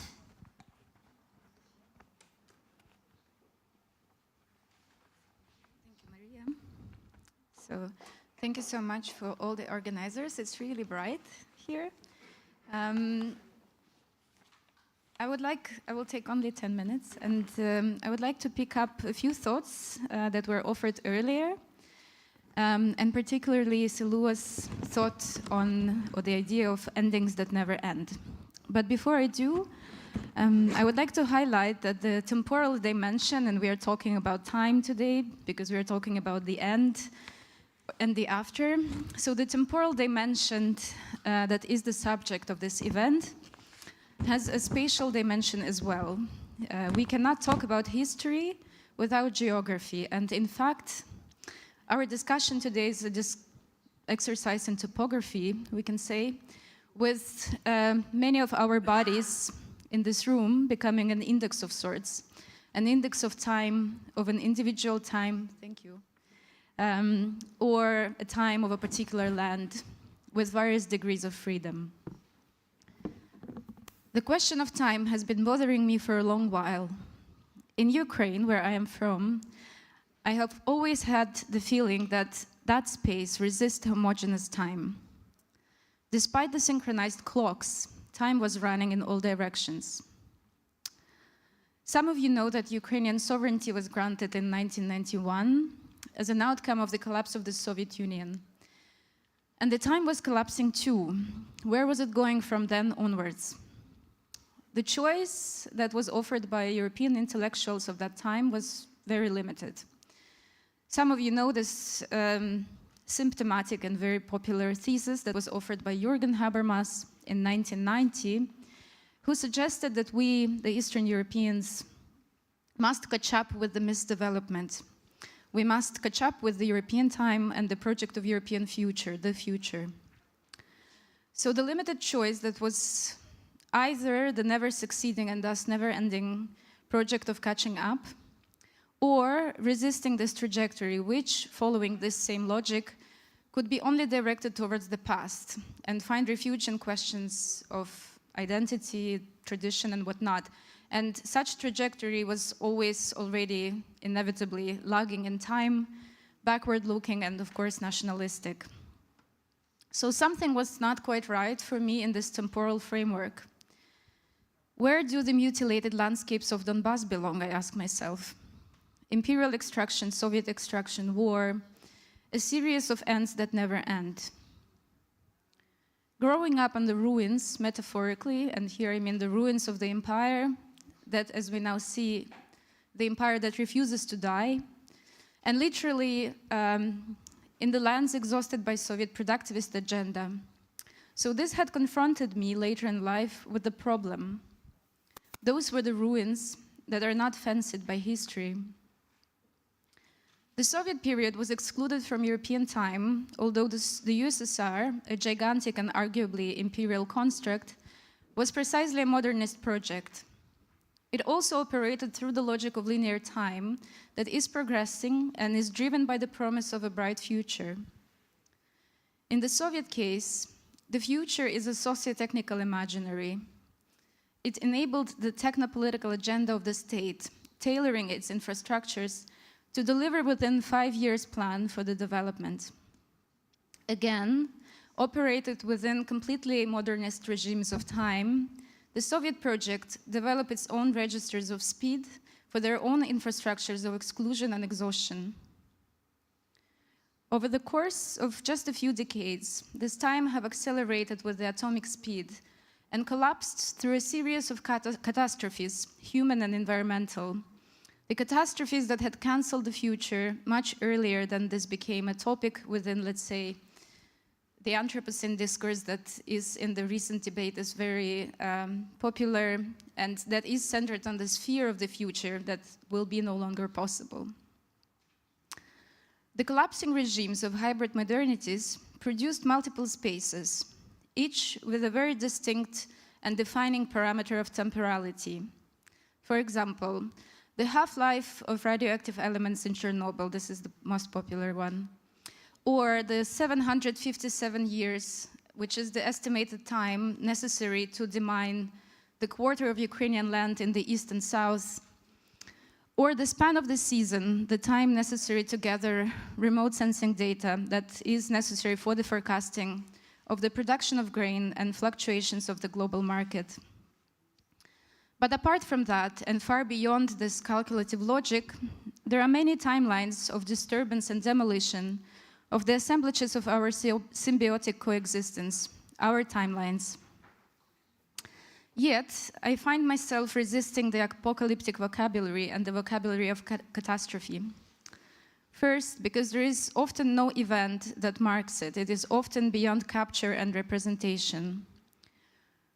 War and ecocide, and they are co-constitutive, if not one, I could argue, they are structures. For many of us, an idyllic before and the catastrophic after is a tale or a promise of the past that never existed. But also, such apocalyptic and catastrophic imaginary does not do justice to the multiple temporalities that I noted before. It perpetuates narrative mechanisms that prioritize particular world orders over the others. It also perpetuates a hypothetical mode of living and the privilege of speculative thinking, which are far removed from myriad processes that may remain unnamed and unrecorded, or that inscribe themselves in ways that require the work of careful translation. Or they might be seen, known and vocal, but left intentionally out of the conversation. And here, I think about this phrase about how people could not imagine that Russians will kill Ukrainians, but they have been doing that for centuries, and not only Ukrainians, but also tons of indigenous populations that never had a space to talk. So in this regard, I often recall the words of my good friend Darya Cymbaluk, who is also a theorist, and she wrote that imperialism, including Russian imperialism, operates through erasure. There are multiple forms that this erasure takes, of course, which, apart from kinetic violence that we see right now, there is also the epistemic violence, and often because the times of some bodies and some lands are not stimulating enough for big scenarios. So I want to stay with a remark that was offered by Seloua, a remark that has so much truth to it. It pains me, but it cannot otherwise.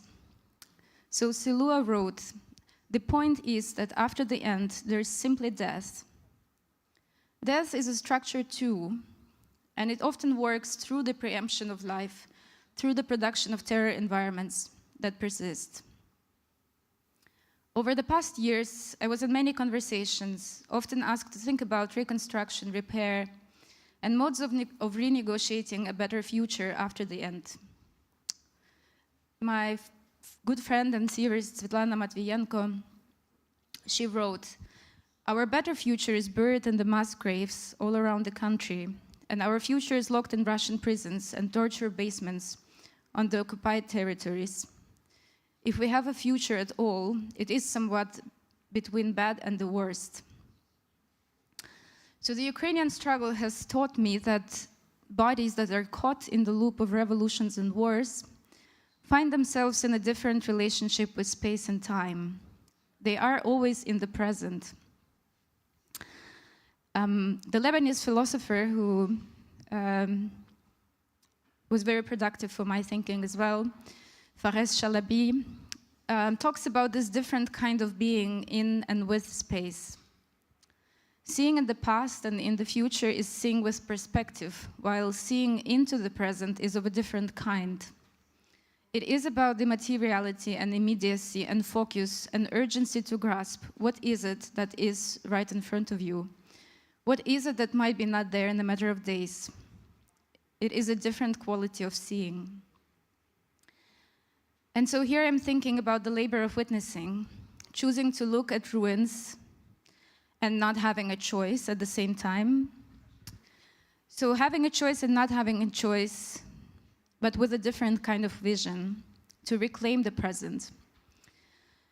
And in doing that, we can work against disfiguring, dismembering, and disremembering of significant historical experiences that do not have powerful enough lobbies in the present. And here I quote Edward Said.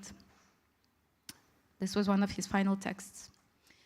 So I will stop here with the suggestion to engage with these processes and to stay with the ruins and to take time and attention and strength and curiosity and really a lot of labor of witnessing to stay with the present. Thank you.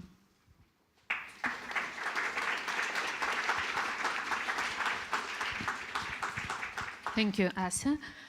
And the final comment before the discussion is by Kristupas Sabolius, who already spoke and opened and organized this forum. He is a professor of philosophy at Vilnius University and the principal investigator at the Post-Authoritarian Landscapes Research Center. His recent publications include Imaginazione della Tropocene and On the Real. This is easier to pronounce, the English one. Sabolius co-founded the educational platform School of Creativity and was part of the Swarm School at the 16th Venice Architecture Biennale in 2018. He is also a writer of fiction and co-writer of the films The Gambler and The Invisible. Yeah. Thank you. I shall try to be very brief, since I had already opportunity to talk and would like to give the floor for the discussion. And the reason that we were trying to put forward this discussion, the idea of the whole event was dedicated to an attempt to look how these different narratives and different perspectives which deal with colonialism would be able to meet, or to try this moment of convergence of perspectives. And I guess today we witnessed important contributions, especially, pointing to different situations of suffering, situations of extinction, and from these perspectives, the question of the future becomes really challenging. And I think this is how the future becomes a pressing issue for the present. How can we meet? How can we converge? And I have a few points that might be helpful in this regard. And I guess the first one would be, the interrogation of the myths of origin that was already pointed out in many regards. I guess it is the case of the war in Ukraine. That Putin started this war by releasing the scientific article of history, which was entitled on the historic unity of Ukraine and Russia, So he kind of hijacked the origin of Ukraine by imposing the narrative. It was absolutely false, but it had this premise of addressing the presence, the moment of origin. I guess this moment of origin is really important also in the problematics of Gaza. We're dealing with the question what is the origin of that terrible disaster that is happening. So I guess we should be really careful in situating our origin. And I already tried to show this, that the question of origin, and it was, I think, carefully discussed within the work of, for instance, Paul Ricoeur. If we are in France, so there are philosophers who dedicated to that. Paul Ricoeur used to think of the narrative imagination, which is always relational in the sense that whenever I try to construct my narrative, it also implies the relation to otherness. So what does my narrative do to you? And it's a very dangerous construction, So you can glorify the unity, you can glorify the superiority, and also at the same time marginalize and diminish the otherness by your narratives. So I guess we should be careful with narratives. The second point, I see that point persistent in both cases, would be overcoming the imagination of revenge. And I draw here from Catherine Malabou as well, who could not be present, but she wanted to be a part of this event, and I think it would be an interesting conversation as well. Catherine Malabou interpreted both Nietzsche and Heidegger and post-humanism in this sense by saying that actually the really post-human would be the human that would release the capacity or the dominating tendency to be a revengeful being, So basically we need to overcome our revenge as a spiritual injury with time, defined by repetition. We want to reconstitute the past by constantly inducing ourselves in the process of revenge. And I think that's a very important topic that is really discussed in this sense. The war brings the question of justice. And I hear that the justice is in, the necessity to see justice is in the ear, but what is the difference between the justice and the revenge? I think that's a very important topic. Talking about the future, The future is about the justice, but never about revenge. And I guess that's why we face this really, I would say, similar sometimes situation in terms of suffering, both in Gaza and Ukraine, for instance, that pose the question, what would be the justice in both cases? And I think here I would remind you, also going back to I will skip a few points, that's for interpreters. I would leave that for the discussion since we're running out of time, but I would remind you what Paul Ricoeur used to say in Time and Narrative, that we need threefold technique of imagination here. So one would be to remain within the testimonial capacity, meaning that the question of justice always requires to confront with an untold past. There are too many stories that have not been told of indigenous people, of people suffering in Gaza, of people suffering in Ukraine, in Donbass, of families being destroyed as these wars are going on. And we still don't hear those stories. They are not anywhere, you know. So testimonial capacity, witnessing and recollecting, paying attention to that remains our primary objective.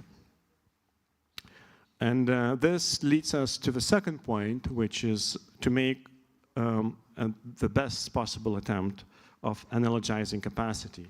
So basically, to make absent others present, you know. So we testify and then we move to the next step and we look how they could be represented, you know, in what sense.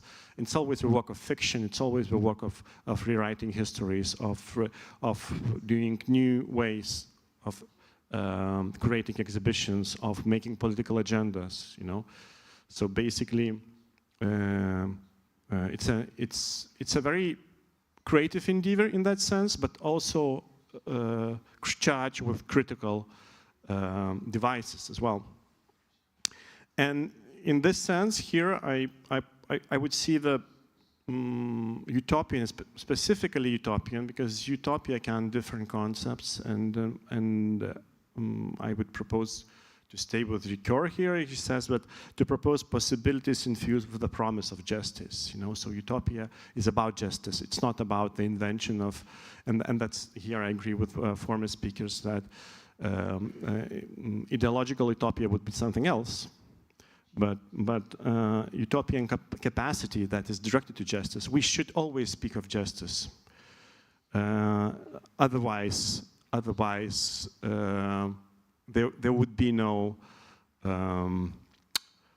no stage for dialogue, no stage for understanding. So what would be that justice? And here I would remind you with Malabou that justice is impossible as just calculated remuneration, you know. It's impossible to think of justice in mathematical terms. It's always a surplus. It's always something that that you won't get back because it's impossible, but it's also related to the process of healing, you know, healing together. And I guess here there is much work to be done. So I limit myself here and I leave the floor for the discussion. Thank you.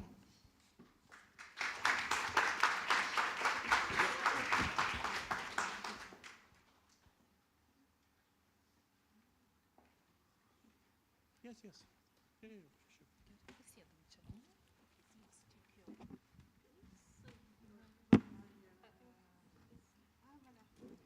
Here. Okay. Thank you very much. I think Ася and Kristupas already answered my questions that I was intending to pose. But because we are very short of time, it will be only one question. I will start with the comment. I will start with from Luba and Seloua, and then Kristupas and Ася to conclude. So today, during these very intense talks, we have heard that the end actually can be the new beginning, and sometimes even the successful beginning, but also the end can be the beginning which is very difficult, long-lasting, and can end with an end again. Then the end can be death. And also we have learned about the importance of recognizing coloniality or colonial mentality or colonial schemes. And also I would like to mention that this recent scholarship has extensively explored the interwoven nature of coloniality and modernity, and how do we separate those two, or how can we recognize through infrastructures, extractivism, etc., and other modern facilities that were brought into certain territories. And usually research was focused on regions such as Latin America, Africa, but in the recent scholarship we also see the Eastern Europe, and especially Soviet or socialist coloniality as a new term. However, I just want to share my recent impression. Before this forum, I visited the L'Âge Atomique, or Atomic Age exhibition, which is next door at the Museum of Modern Art, which is actually a very good, interesting exhibition, well done, but so surprisingly Western-centric. It represents Soviet atomic history only through the disaster of Chernobyl. But in the atomic coloniality section, it omits it at all. So now it already surprises us. So it's interesting how we can also recognize the broader framework of global coloniality. And it is important to recognize that coloniality or modernity in the 20th century manifested in two primary forms: the liberal capitalist, which we already were taught to recognize, but also in the socialist statist, each entailing its own distinct forms of coloniality. When I think about the geopolitical end, which has a new beginning, I think about Lithuania, which season we celebrate today, which had even 3 new beginnings during the 20th century. Those of 1918, the declaration of independent nation state from Russian Empire, then the new beginning in 1945, the second Soviet occupation and the new imposed communist regime, and the third one in 1990, the declaration again of independence from the Soviet Union. So looking in the context of the longue durée, those periods seem so very short and unimportant if we look at the historical terms. However, they formed new collective thinking about the future. Optimistic, resistance, and optimistic again. Yet, when we think about the profound transformations that you mentioned in today's talk provided by the recent current wars and ecocides, that I agree with Asia, they are intertwined, can we effectively draw on all the scholarship that we did and that expanded the boundaries of understanding and discussing coloniality? Because what we see when the real catastrophe starts, how the collective thought reacts in the same similar ways. And then both Luba and Seloua talk that the current wars are the continuation of the longer historical and colonial processes that are repeating themselves. Although we always think about the new future or new thinking that will come after the traditional one, it repeats itself. So as Seloua has noted, the colonial end is the end only from the perspective of the colonists, leading also to revanchist movements that we are experiencing today. So yeah, it's not very easy. My question was, how do we, or should we at all, attempt to reconcile the modes of thought in which we have been culturally embedded or academically trained with the transformative outcomes we aspire to achieve? We have already agreed that colonial imaginaries erase alternative versions of time and space. They limit thinking. They do not give way to think alternatively, have alternative futures. Luba also proposed a strong thesis that apocalyptic discourses tend to disempower. So whatever, we are not able to prevent climate crisis. One day we will be probably washed by the big wave of tsunami or killed by the bomb. It's whatever we do. But whereas radical renewal often entails violence. Yeah, we have usually authoritarian decisions. If we want to survive, all must obey this rule. What then might constitute new modes of imagining about the end and the futures with and for others? Also, if we have even materialities in mind, intensive extractivism dominated both in the Western and Soviet colonies, leaving contaminated landscapes and lots of infrastructures. Rebuilding of Ukraine and Palestine is planned intensively by different companies and experts now, very often not inviting or not including local experts. So, in the meantime, paleobotanists claim that while humans and animals are on the way to being extinct, plants will survive and the world will turn green after us. Not the worst scenario, I think. So, my question to you in this context, I would like to hear what you think about alternative imagining scenarios for the ends and beginnings beyond that cycle. Can we overcome it, or we just discuss? Luba, maybe we will start from you. It is not simple. Your question isn't simple.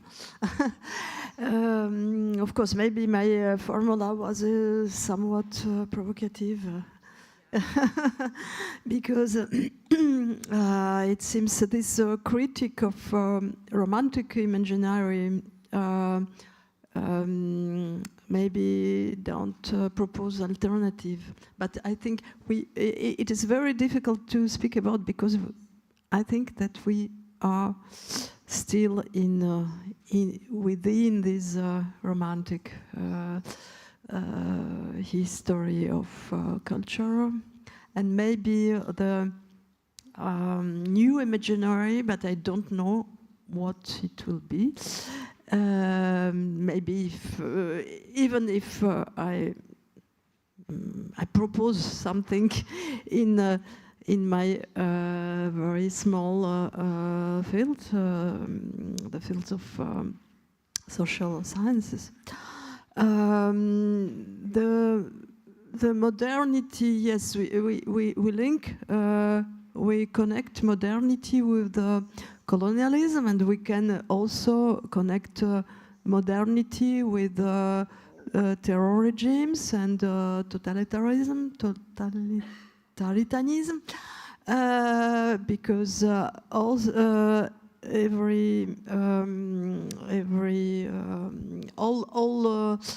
totalitarian regimes, except the Cambodian one, had a very strong industrial project.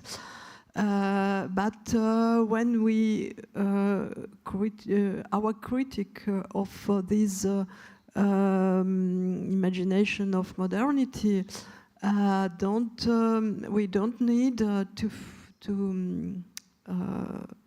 forget that modernity was received as a new imaginary in its time.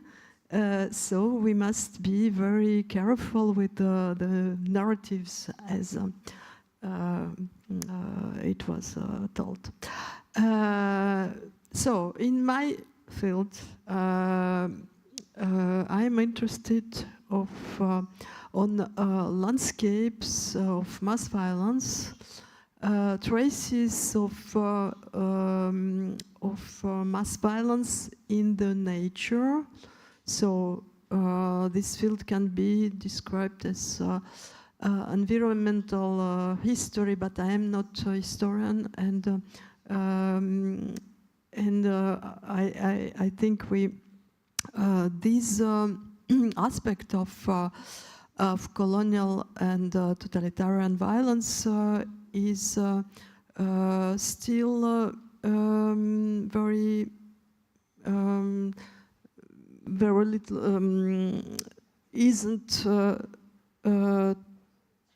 isn't taken in account enough. And you spoke about atomic age. I'm currently studying some landscapes in Czech Republic where Soviet authorities created in the end of after the war, after the Second War, camps for Czech, Slovak, and other political prisoners of this new socialist world, who worked in uranium mines without any protection. And this is a very interesting and little known case of Soviet colonialism in Central Europe, directly connected with the Soviet atomic program. When I spoke about little things, it was this kind of things, how, what kind of trees grew up after the destruction of this kind of camps, for example, how these trees live in this landscape, or how people do with this memory, which was forbidden, which was completely silent and without any transmission. What kind of traces, little traces? It is a very little thing, but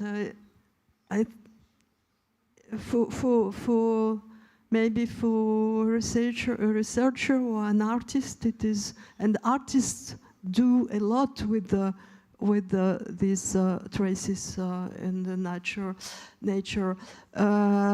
Maybe just to put attention to pay attention to these little things may create some conditions to a new frames, new patterns to think our past and our future.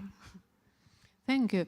Yeah, it's a good proof that through small things we can have a different, bigger picture, and there are still some areas to be researched and to recognized better that would change our perception of the coloniality.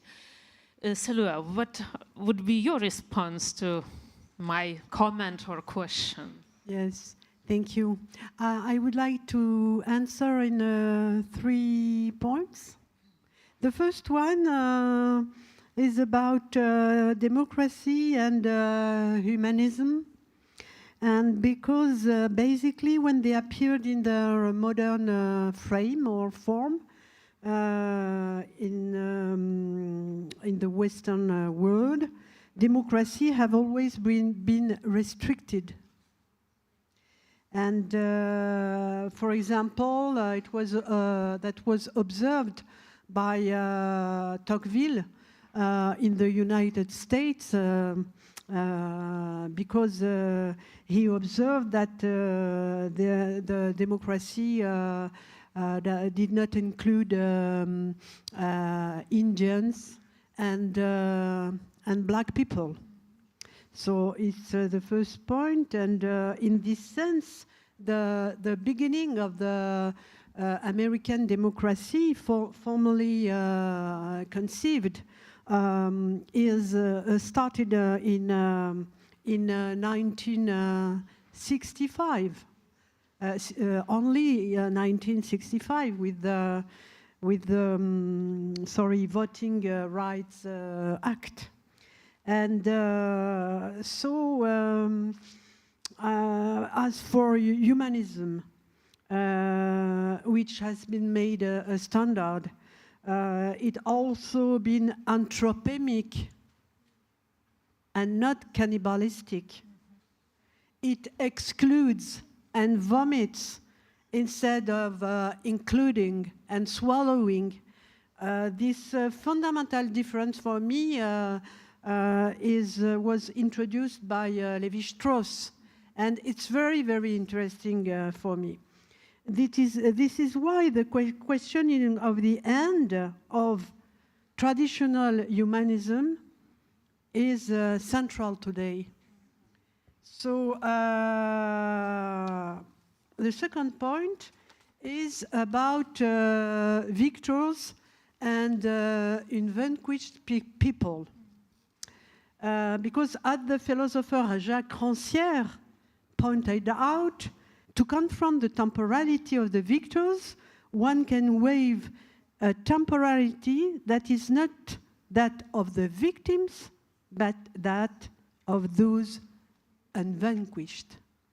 Obviously, the conflict between the victors, in which we must include the new powers, such as India, for example, and the unvanquished remains, that the conflict is in its broadest sense political.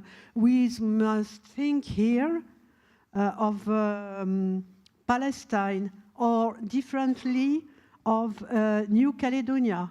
This conflict is also intellectual and cultural, because the hegemony of the global north devalues and the production of the global south.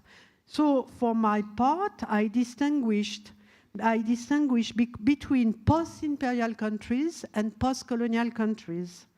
The Americas are generally of a post-imperial structure and resemble the old European countries. And at the contrary, African countries are, South Africa accepted, of course, of a post-colonial nature, because the independence benefited the indigenous people. It's my second point. And the last one is about, the last one is about prophecy and social criticism. For me, it's a very interesting point. we know, notably with Michael Walzer, the American philosopher, the intertwining of prophecy and social criticism.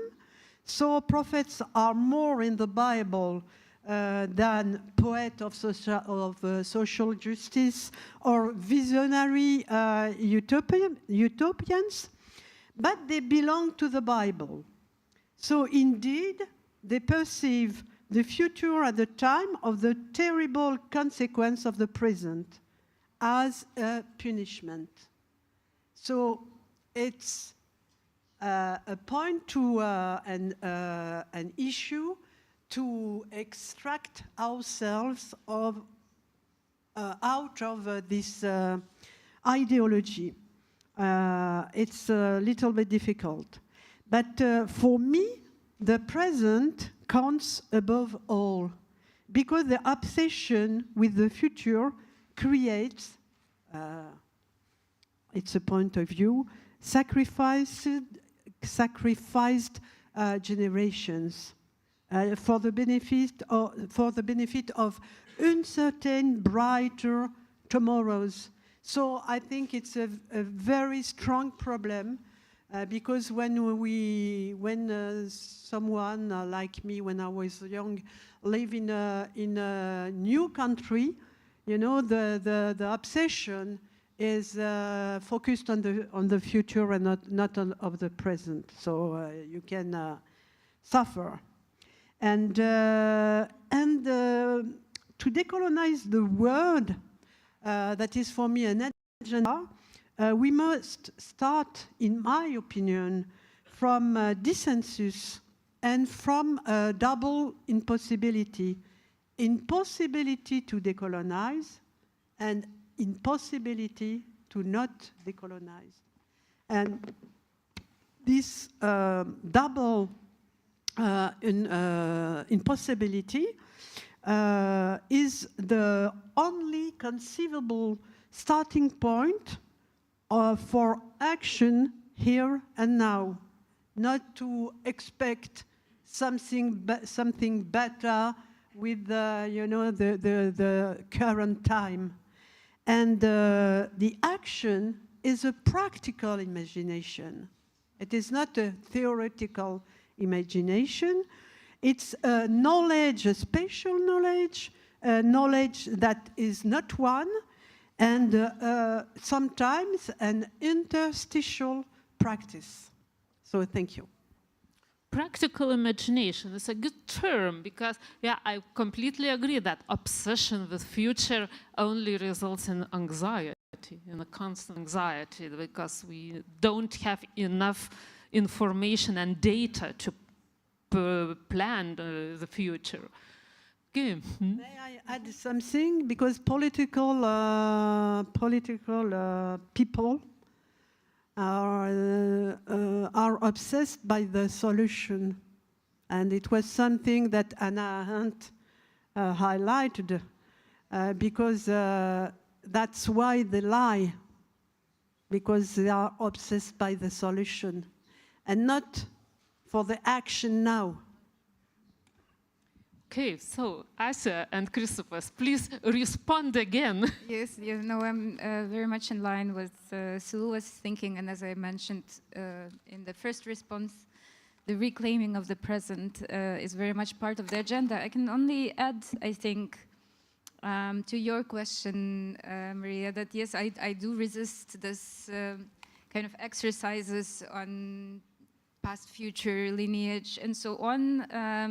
First of all, they're flattening, and again, they introduce this or reproduce this topographic relationship, which is not only is damaging and also reductionist, and kind of the flattening of the complex worlds of which we are part into a map and a trajectory kind of prevents us, and not from imagining or inventing alternative, it's all already there, you know, the structures of care and solidarity and support and seeing and doing things differently,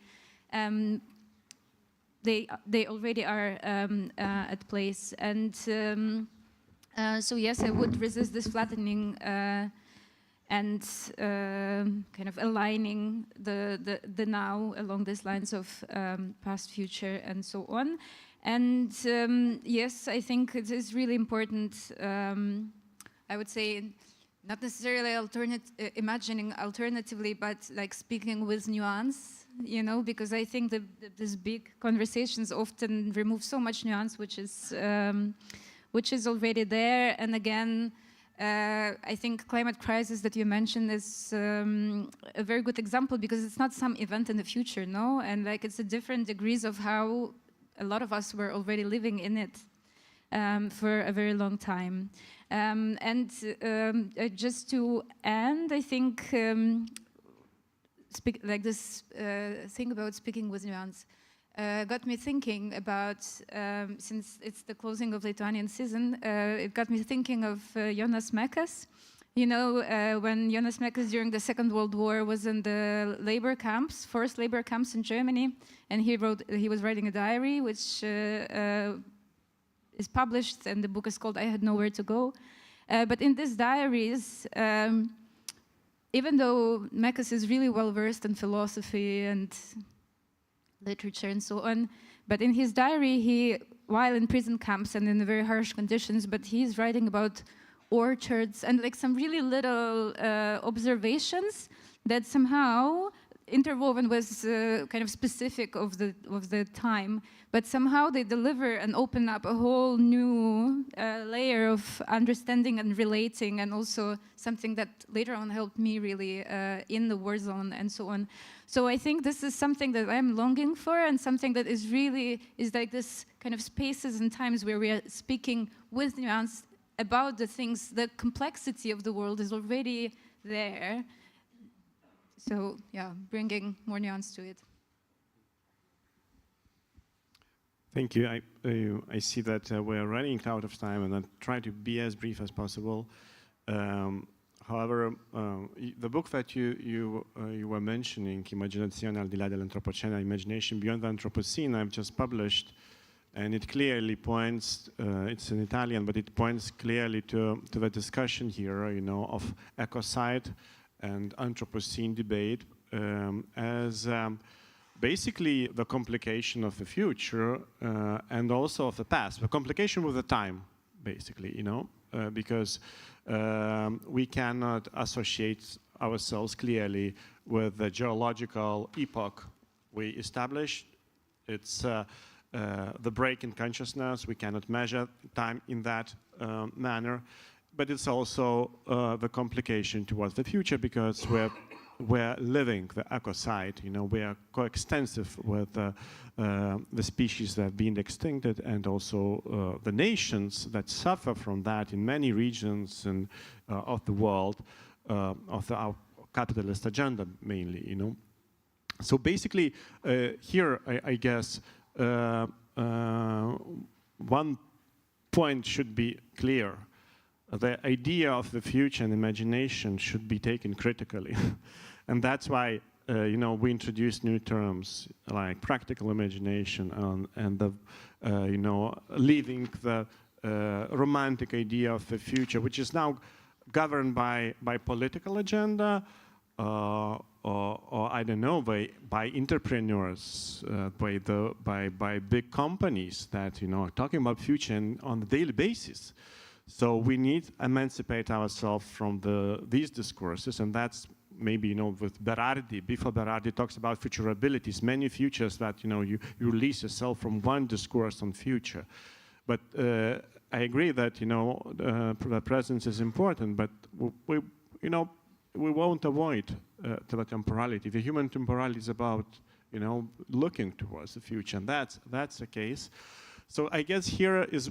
That's why my work on imagination is dedicated to when you mentioned practical imagination, I guess, I call it relational imagination and sometimes composable imagination, meaning that imagination is, in romantic sense, is formed on detachment, or, for instance, in psychoanalysis, you know, the fantasy that is criticized is basically centered around the absence, you know. That's why I work with authors like Simondon, who speaks about relational imagination with a milieu, with the meeting with heterogeneity. And I find here, I share the point with the census. I think it's a Rancierian term, obviously. But the census are all the meeting point with just heterogeneity, I would say. This is what is important in imagination. Basically, when your imagination is not yourself, it's not only yourself that is present in your imagination. How do you include someone else in your imagination? That so exactly, you know, this is the point where I go to scrutinize a relational imagination, which is built upon also. Maybe bridging to the discussion that will start in a few minutes, to the perspectivism. You know, I say just one last thing. You know, Emmanuel Laloa, who wrote the book on perspectives, and also who relies on the idea of Amerindian perspectivism, and compares the perspectivism of Nietzsche. He says that, you know, sometimes we need to understand, and I understand this kind of perspective as a technology of imagination. We need to think of perspectivism in opposition to relativism. We constantly mix the terms. We say, oh, a lot of perspectives take into account, and that's almost impossible, and that's relativizing the world. There is a danger, you know, to lose the objectivity. Whereas in Nietzsche, we find, you know, this idea that to grasp that objectivity, as Nietzschean objectivity, is to grasp as many, the power to grasp as many perspectives as possible, you know. So to maintain them in one point. And I guess that's almost, you know, impossible task. And that's what we're doing here, you know, to putting together a perspective that you know, not necessarily go together in easy terms, you know, and that's, I think, the beginning of that kind of imagination that I'm inclined to think of. Thank you for all your contributions. So, yeah. No, on commence. So what we have learned is that we need to think very critically about the constructs that colonial mentality proposed to us, and that we need to imagine now and very practical, yeah, for presence. Thank you, Asia, Kristupas, Seloua, and Luba.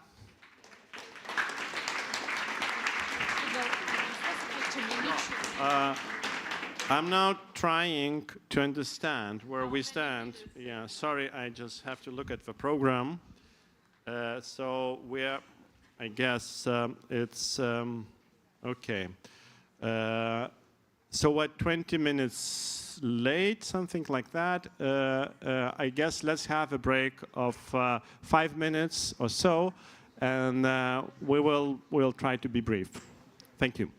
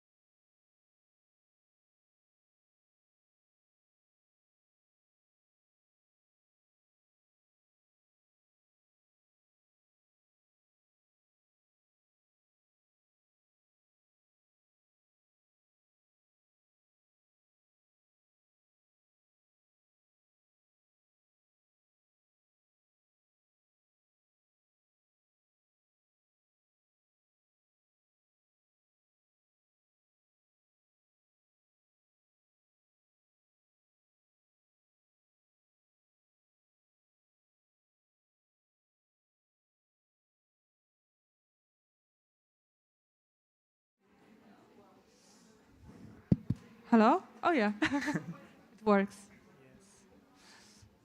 Hello, good evening to everyone.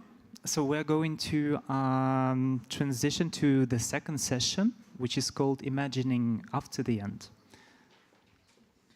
Yes, and my name is Wiola Ujazdowska, and I'm a part of the Beyond the Post-Soviet, and I have a privilege and a pleasure to be today not only moderator, but also one of the respondents, as we as a collective decide to do it together. And I will just briefly introduce myself before giving a floor to Sasha. So as I mentioned, my name is Wiola Ujazdowska, and some of you probably were wondering why there was a logo of Icelandic Art Center. Oh, it's over there. It's because of me. I am Polish Icelandic artist. I am based in the East Fjords of Iceland. I am a visual artist. I am an art researcher. I'm currently doing PhD in the Art Academy in Gdańsk, so in Poland. And I am as well a set designer and of course a member of Beyond the Post-Soviet. And my name is Sasha Baydal. My pronouns are they or him. I work as interdependent curator, researcher, and collectivity maker based in France, but originally from Eastern Europe.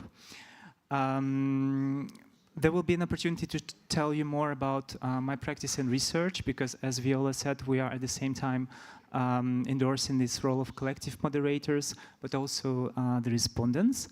And I'm also a member and co-founder of Beyond the Post-Soviet, which is a non-hierarchical collective that exists since 2021 and which produces and shares knowledges on the cultural and geographical spaces that were previously referred to as post-socialist and post-Soviet, and this encompasses spaces in Europe, in Central Asia and in the Caucasus. But we will also have an opportunity to tell you more about our work a little bit later. We also wanted to say that when we received the invitation from the organizers, for which we're very, very grateful and we're happy to be here, we decided to do altogether this collective work, as we are members of collective which thinks a lot about the frames in which we produce knowledge and how to de-hierarchize these spaces. So that's why we decided to do a softer group moderation and also kind of a group response. And we were supposed to be 3, but unfortunately our colleague Zola Chichmintseva-Kondamambou had some health issues, but she will be with us in our hearts, of course, and also through a text that she shared with us beforehand, and we're going to read it as one of the responses. So we're going to now introduce our speakers. So we're going to have 2 duos, let's say, tonight. The first one is Déborah Danowski and Eduardo Viveiros de Castro. So Déborah Danowski, you are a philosopher, professor emeritus at the Pontifical Catholic University of Rio de Janeiro. You're specializing in modern metaphysics. Over the last two decades, you have become one of Brazil's leading scholars on the ecological collapse and a campaigner for the cause of the Earth. You are the author of The Ends of the World, together with Eduardo Viveiros de Castro, and also several texts on denialism in the 20th and 21st centuries. Your book, and I took the liberty to translate it into English, The Rain Undoes All the Facts, Essays on Philosophy, will soon be released by N1 Editions. And Eduardo Viveiros de Castro is, you are an anthropologist with field experience in South American indigenous societies. You have published on vernacular cosmologies, the kinship structures and political organization of Amazonian people, and general anthropological theory. Eduardo received a PhD in social anthropology from the Federal University of Rio de Janeiro in 1984. And currently, you are a professor of the social anthropology at the same university. Your main publications are From the Enemy's Point of View, The Inconsistency of the Wild Soul, Cannibal Metaphysics, The Relative Native, The Crystal Forest, and with Déborah, The Ends of the World. So please welcome Déborah and Eduardo.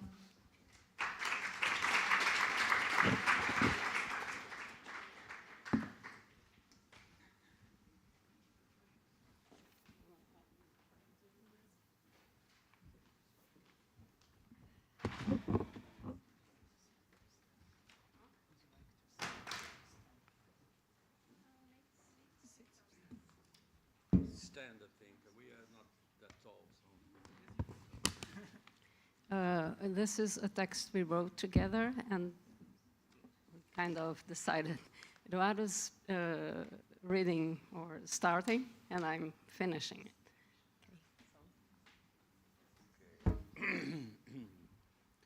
Okay, I'm sorry, I'm a little under the weather today, and I have got here in France what I think, in a better case, best of cases, a flu, just a flu. But anyway, before I die, I would like to say something, okay? Let's not die here, this would be okay, we wrote this kind of short, very short paper called Connecting the Archipelago.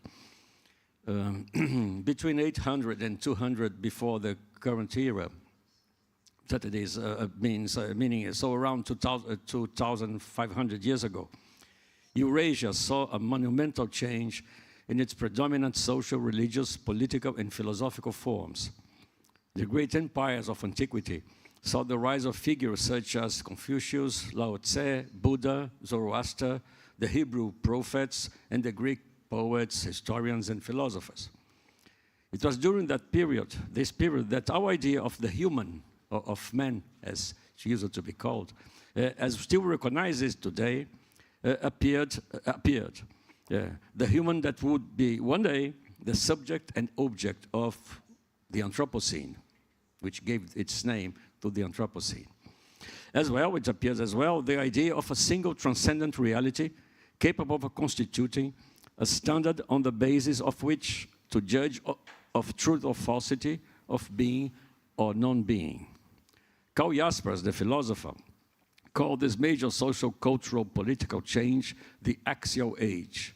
It began in different regions of Eurasia, but it ended up spreading worldwide, with the result that all pre- or extra-axial cultures were absorbed by axial cultures or simply vanished.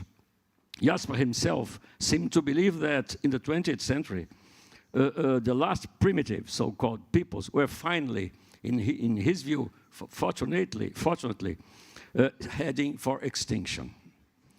As Robert Bellah, one of the historians who embraced Jasper's thesis, as he put it, I quote, "Our cultural world and the great tradition that still define us in so many ways all originate in the axial age.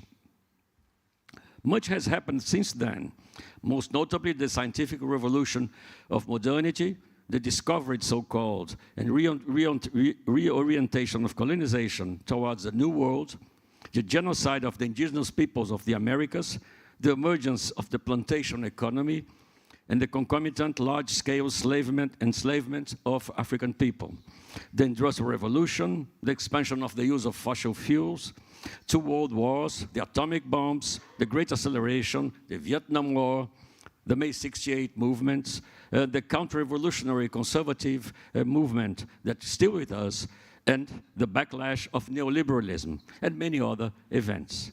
However, despite all these new ideas, revolutions, wars, and invasions, we can say that we have never left the intellectual repertoire of that most profound transformation that was the axial age. This is, in a sense, we are probably now living a different end of history, not that one of Fukuyama, but another end of history, the end of these 2,500 periods during which we have been living under the spell, in a sense, of the axial age, of the Confucius, Lao Tse, Buddha, Zoroaster, the Greek and the Hebrew thinkers. And this is a moment, I think, now in which we are in the middle of a very interesting paradox, in the sense that it is of the supreme interest of the human species not to be anthropocentric. So this is obviously a paradox, because it demands of us not to be anthropocentric from the point of view of the species as such. And yet, 2,500 years on, with the evident onset of the global ecological emergency caused by human actions, when things seem to have gone awry for all peoples, when the modern way of life of techno-capitalism or techno-socialism makes no difference at all, based on fossil energy, which until today presents itself as the only possible and desirable way of life for all humans, with unquestionable rights over non-humans too, when this modern way of life appears as a threat to the very survival of our species, not to mention countless other species. More and more people now are asking themselves, what should we do? What is the right way to live? What might political action mean when our actions are destined either to worsen the situation or to have no significant effect? What are we supposed to think? What are we supposed to feel? What role are we supposed to believe in? Today, therefore, the impression we have is that not only vital material resources are running out, but also the words, the concepts and images needed to describe what we are experiencing to do justice to this new reality, and above all, to create ways out of it. Our concepts, as Bruno Latour once said, increasingly resemble outdated tools made for an older time. Fortunately, this world inaugurated with the Axial Age was never so total, nor was or is the supposedly inescapable dominance of global industrial capitalism complete. There have always been the defiant ones, the defiant, I never know how to pronounce it, those who continued to live in other ways and to think and dream of other things. And they are not so few. There are many examples of them around the world. Those, for instance, that the UN classifies as indigenous peoples. That is, those encapsulated within contemporary nation states as ethnic and cultural minorities without autonomy over the territories they at best still occupy. But there are also many other peoples, other collectives, and other minorities in a state of both objective and subjective descent from the hegemonic civilizational matrix. The cracks in this imposing structure are continuously widening, allowing forces and desires that do not fit within it to flow through. In our book published in 2014, The Ends of the World, not the end of the world, we wrote that if one wants to understand what the world will look like, or what it already looks like, the world after the end, the best thing to do is to ask the indigenous people of the Americas, as Kristupas mentioned, since they managed to survive in a world that was no longer theirs, meaning the world to which they belonged, not the world that belonged to them, but the world to which they belonged. Meaning they have been living since then as castaways who occupy the remaining islands above the level of the rising ocean of capital. This tsunami, this white tsunami that is invading the world. But here we want to introduce yet other characters to this story. We believe that one of the secrets of the survival of these indigenous peoples lies somewhat unexpectedly in other peoples, in smaller numbers yet, other indigenous peoples who inhabit unexplored parts of the same small islands that are not easily seen. No one really quite knowing where they are or when they will appear, this minority of the minority. These are the so-called, in Brazil, the isolated indigenous peoples. There are at least 26 known isolated indigenous peoples in the Amazonia, and probably about 114 isolated peoples still living in Amazonia. They are not, in general, fractions that have separated, voluntary or involuntary, from the indigenous peoples already contact, as the idiom goes, by South American nation states, taking refuge in still unknown and perhaps uncharted territories within this civilized ocean that is expanding and expanding over the Amazon. The fact that almost all Amazonia's indigenous peoples assert that they now and then spot their long-lost relatives walk around in the forest, that they have spotted signs of the continuing existence of some of their members that voluntarily hid in the forest when the whites contacted the group. This suggests that such invisible or elusive peoples are actually a kind of transcendental or virtual double of the peoples that assert their existence. Even when it's not possible to find definitive evidence and factually establish that these isolated peoples exist, we may say that they are there in some way, because like tiny fireflies, they are occasionally spotted from afar by their close relatives that are in contact. Their stories are told and their signs are noticed. And this is still happening today, more than 500 years after Europe invaded the Americas, and the majority of native peoples have been contacted. Their territories have been drastically reduced by land grabbing, and an even greater majority of them have been simply wiped out. Everything happens as if each people, at the moment of the pacification by the whites, the pacification is the standard idiom to signify the capture of these people by the state, by the administrative apparatus of the state. Everything happens if each people, at the moment of their pacification by the whites, or rather their pacification of the whites, because that's what really happens, they have to pacify the whites, as if each people at that moment generates a double of themselves, a double who evades contact. We know how recurrent are the reference to the existence of wild Indians in the neighborhood of contacted people.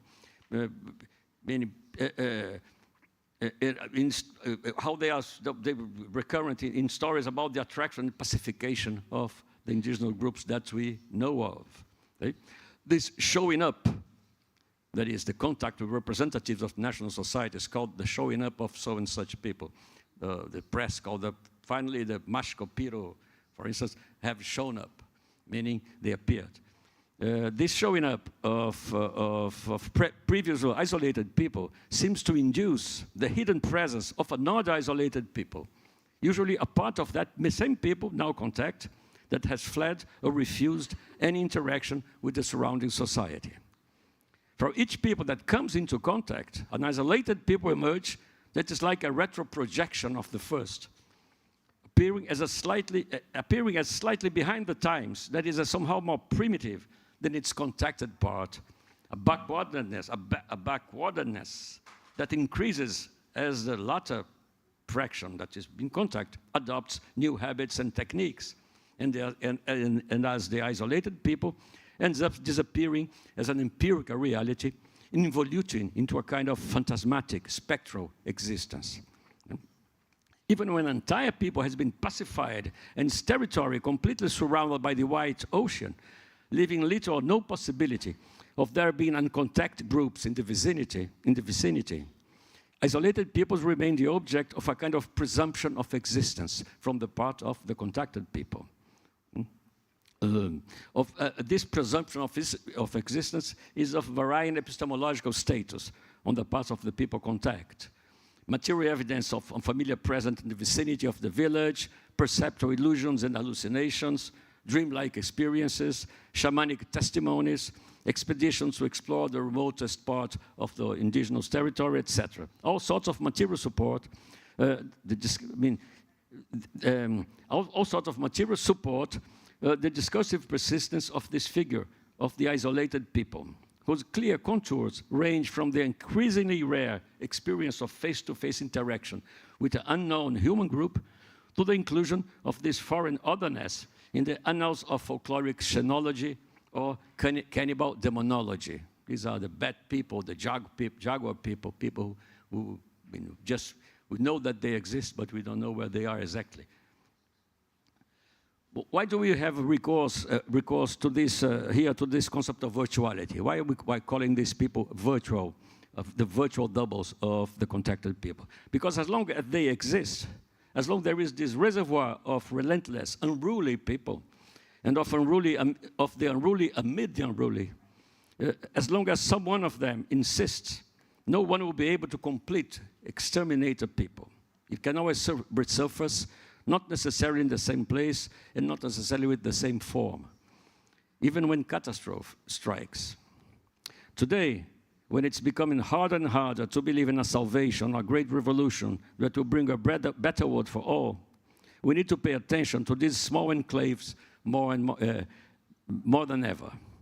And not just invent ways to live differently like them, although this is also necessary, but to bring these peoples and their worlds together, to connect the archipelagos I mean, the remaining islands inside this white ocean, to connect the archipelagos across continental, cultural, and species differences. If the catastrophe strikes, and there are only a handful of indigenous people left at the top of the Andes, Andean mountains, as the Sioux leader, Russell Means, once said, that is when, if just a handful, if the catastrophe strikes, the whole humanity disappears, but there is a handful of indigenous people remaining up in the Andes. He says, this is when and where another world will emerge. And he concludes, this is revolution. Okay? Let's note that, however seemingly solitary... Okay, go ahead. Carry on, carry on. We didn't rehearse properly. Okay. Never works, yeah. Never works. Let's note that, however seemingly solitary this handful of people may be in the remote Andes, or in any hidden place on Earth, any corner, this small revolution never really takes place in the singular. That handful of people high up in the mountains, like the isolated indigenous peoples, like the Palestinians who keep the keys to their houses that no one knows if are still standing, that's a whole people that can resurface. And that's why these small pockets of islands, surrounded by the ocean of modern civilization, although apparently isolated from each other, can form archipelagos, and with the densification of the connections, can make mountain ranges emerge from under the ocean. That will be like the germs of new continents. Likewise, the movements here in France called Les Soulèvements de la Terre, and which were even officially banned, were inspired by the idea that it is possible to make a kind of communication and horizontal connection between these many different uprisings, insurgencies, boycotts, disobediences, sparse but present everywhere, against the theft of living spaces, against predatory extractivism, against the proliferation of walls and sacrifice zones, against the concealment of the soil by concrete, the poisoning of the waters and the carbonization of the atmosphere, against, in short, the fall of the sky as prophesied by the Yanomami thinker David Kopenhauer. A somewhat similar idea appeared in one of the Comité Invisible, the Invisible Committee's text, À nos amis, to our friends, which spoke of an inverse movement to that of capital that separates and isolates. It spoke of the existence all over the world of small uprisings, isolated but communicating in some way, from the back alleys and the urban ghettos to the cafeterias of workplaces and universities, but also, we would add, in the little tract of land of a family farm, in the occupations, in the bodies, gestures, and clothes of LGBTQIA+ people, in the women who breastfeed their children, in the Palestinians who, repeatedly expelled, continue to plant their seeds and return to their homes amid the ruins of Gaza. And these small uprisings communicate and spread because each of them already has a virtual reference to the others. As the Invisible Committees wrote, I quote, "The separation that capital already practices, we're going to take on, but in our own way. To make a secession, to separate, is to strategically connect with other zones of dissidence, to intensify circulation with friendly places, without worrying about borders. To separate is to break, not with the national territory, but with the existing geography itself. It means creating a different, discontinuous archipelagic and intensive geography, and therefore meeting the places and territories that are close to us, even if it means traveling 10,000 kilometers." End of quote. Thus, those questions that we mentioned earlier, What are we supposed to do? How should we act? What world are we supposed to believe in, for which it has been so difficult to find satisfactory answers, especially if we expect anything from so-called government measures? Those questions can give way to the problem of how to produce such immanent connections between islands, how to make resistant worlds converge, small uprisings and differential gestures of resistance. How can we connect the various minorities that are multiplying in size and in scope around the world? It is important to know that this convergence between worlds should not be understood as aiming to produce homogenization in the way that post-axial modernity has isolated and transformed the multiplicity of worlds into a single continent, a pan-anthropogeia of sorts. Let's imagine in 30 years' time, I stress, that in 30 years' time, the fronts of exploitation, land grabbing, murder, and genocide will have not reached that remote place high up in the Andes, that they won't have noticed or filled the arid, arid or semi-arid areas of northeastern Brazil with then obsolete solar panels, that they will have left behind chunks of forest where rivers still run free, that Israeli tractors haven't managed to pass over all the olive trees and cement all the water sources from the river to the sea, that the Russian armies haven't completely devastated the countries they will have invaded, and that in each of these areas there still lives a small group of people, a gathering, a collectivity, a few scavengers, some small farmers, 2 or 3 indigenous remnants of ancient ethnic group. The animals of one of these small forests one day appear in the town nearby or far away. The bush grows in the interstices. The corn spreads, and along with them go the people, a people. Finally, it is worth repeating, in these small worlds, if these small worlds have never really been absolutely isolated islands, it is because their inhabitants have always known the secrets of the portals, those mysterious and improbable tunnels or wormholes of many science fiction stories, which allow passage and visitation between worlds, times, and spaces, series of events that would otherwise be inaccessible, incommunicable, and even incompossible, like opposite sides of a Möbius strip when seen through a cut or a synchronic perspective.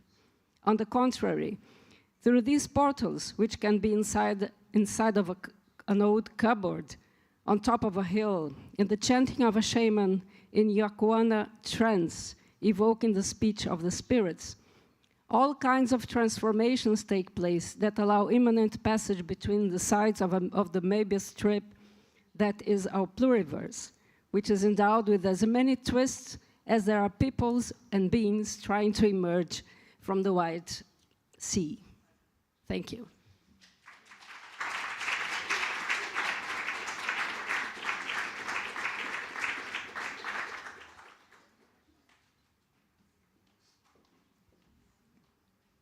Thank you very much, Déborah and Eduardo, for your contribution. Thank you. Thank you. So we are moving to our second contributors, who are Nomeda and Gediminas Urbonas. So Nomeda and Gediminas Urbonas are artists. Oh, good. Need some help?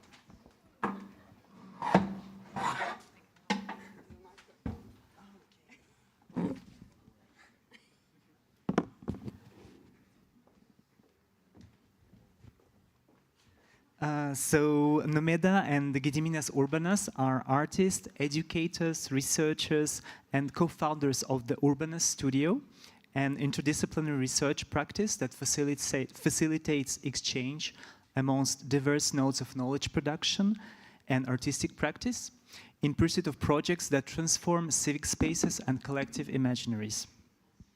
Urbonas are full-time faculty at Massachusetts Institute of Technology's program in art, culture, technology, and a visiting professors at VDU, Vytautas Magnus University in Kaunas, and NABA, Nova Accademia di Belle Arte in Milano.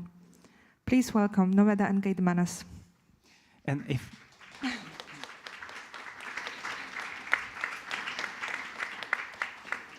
And I also wanted to ask maybe Egle or organizers if they can help me to fix this thing, because I have absolutely no skills in it. I think we're good. We don't need it. Everything is falling. I think it's already.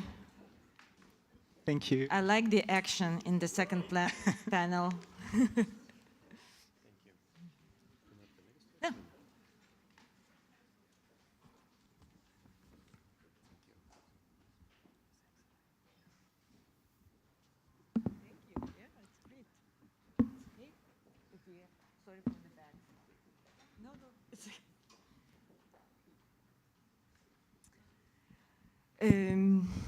Good evening, everyone. And we are kind of disobedient artists. We like disobedience, so we decided to actually limit your imagination with a little bit of a VJing in the background.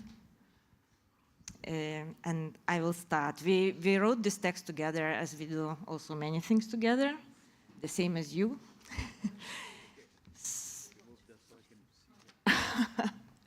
Okay.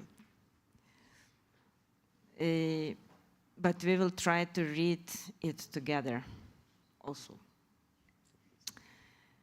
So while being asked what is after the end, we looked back into the beginning, which after the first panel, I'm not sure if we should do, but according to one of the scientific hypotheses, humanity originates in southern African paleo wetlands. Throughout history, humans made wetlands into their habitats as interplay between environment, resistance, and survival, dividing the land into liquid and solid, butchering the territory for agriculture, waterways, and settlements, extracting and parceling it by expelling the indigenous, all are technologies of progress and colonization. But swamp is also a site of ecological and social anarchy that represents a space of refuge for marginalized populations. The image of amphibious assemblies of fugitive people and water influx, an unruly and muddy place, was part of a grand narrative developed by Enlightenment writers describing the Polish-Lithuanian Commonwealth. As Polish historian Michał Pospiszal stated, in the opinion of almost all thinkers of the era, it was not only a country of marshes and mud, but also a failed state, devoid of government, almost barbaric, as the country had become a foyer for vagrants and runaway serfs, and those fleeing from persecutions from the imperial politics. A scholar describes the modernist or capitalist desire to contain spreading anarchy by controlling of the flows of waters and people was already evident in the politics of the time, aiming to civilize those Iroquois. From the perspective of Western Europeans, it was a land in chaos, where both the uncontrolled flows of people and the mud that dominated in wetlands, mires, swamps, floodplains, and unregulated rivers were those who hindered the industry and thwart utility. Here the swamps were non-human allies who supported continuous forms of resistance and facilitated an alternative economy and reality for those who tried to escape taxation, serfdom, conscription, or persecution for their spiritual practice. This was not only because marshes were difficult to access and illegible to the state, but also because they provided ecological niches, similar to those that fed the Kazile tribe in the floodplains of the Euphrates in the 18th century?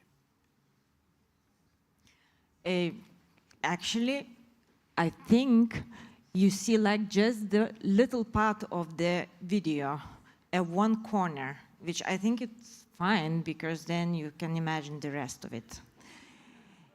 So finding alliance with modern humans and continuing to live undead was also an amphibian resilience to the fugitives.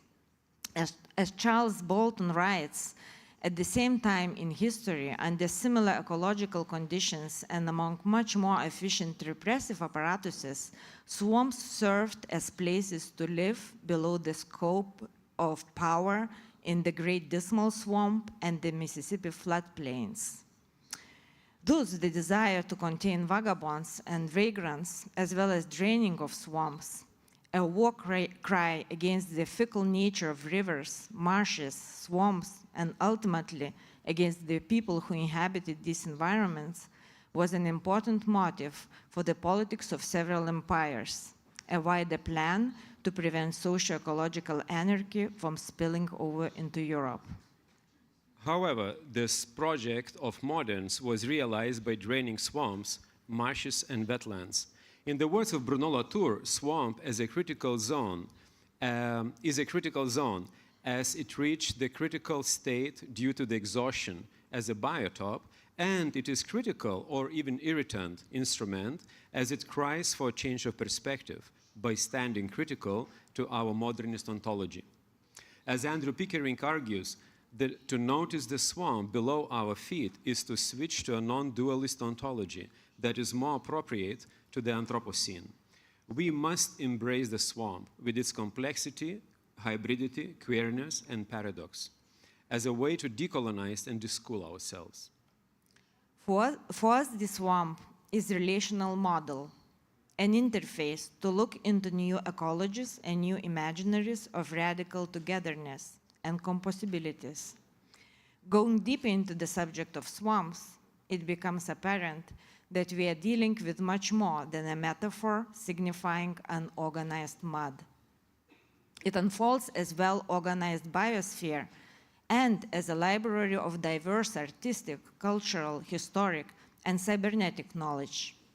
As artists, we argue that the swamp is a multifaceted lens through which we can view connections and interdependencies, not only between the life forms and non-living matter, where we can discover the complexity of our symbiotic planet, as insightfully described by the biologist Lynn Margulis, but in the assemblage of eclectic sources that are in service of a speculative poetic ontology that sketches possible implications for thinking and acting in the present, as in words of sociologist Stuart McLean.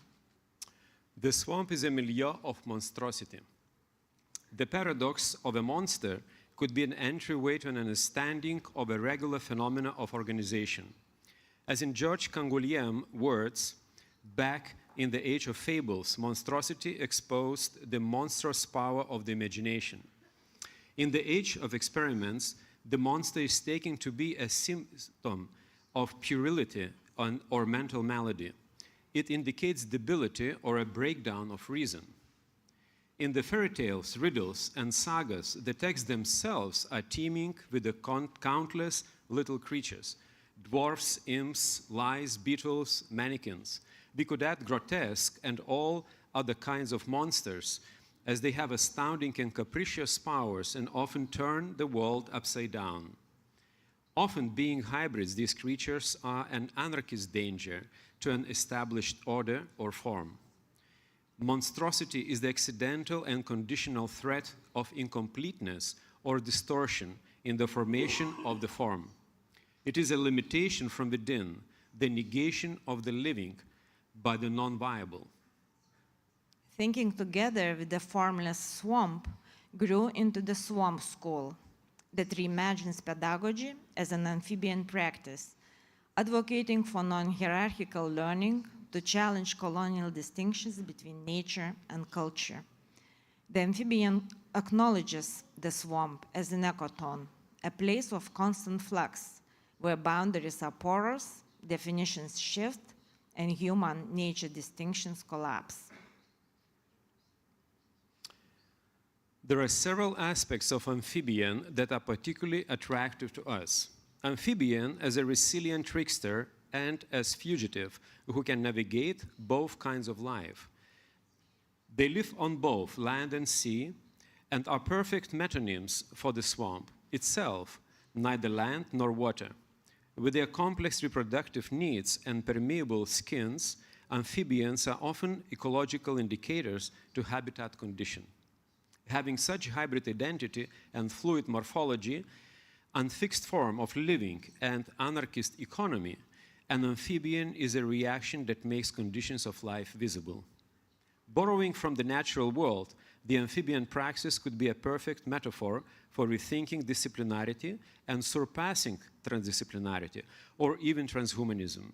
As such, this practice may reflect on a struggle to overcome nearly ontological divide that modernity inscribed on us, the struggle of being inside nature-culture divide that we relentlessly aim to question and deconstruct. We could also think of a design as amphibian, a design that may oscillate between pragmatics and fiction, and as such could simultaneously function as a device for action and as an aesthetic, intellectual, and sensorial experience. Situated in the center of Venetian Lagoon, and joined by a dozen collaborating schools and a number of participants from diverse disciplines and local inhabitants in Venice, the Swamp School was focusing on pedagogical exercises that engage sensorial, immersive, and embodied knowing. Embracing the swamp and the forms of amphibian practice, they imagined a future learning environment and experimented with emerging ecology that urges towards a change of perspective. School as a fluid form lends an opportunity to experiment with the methodology of learning.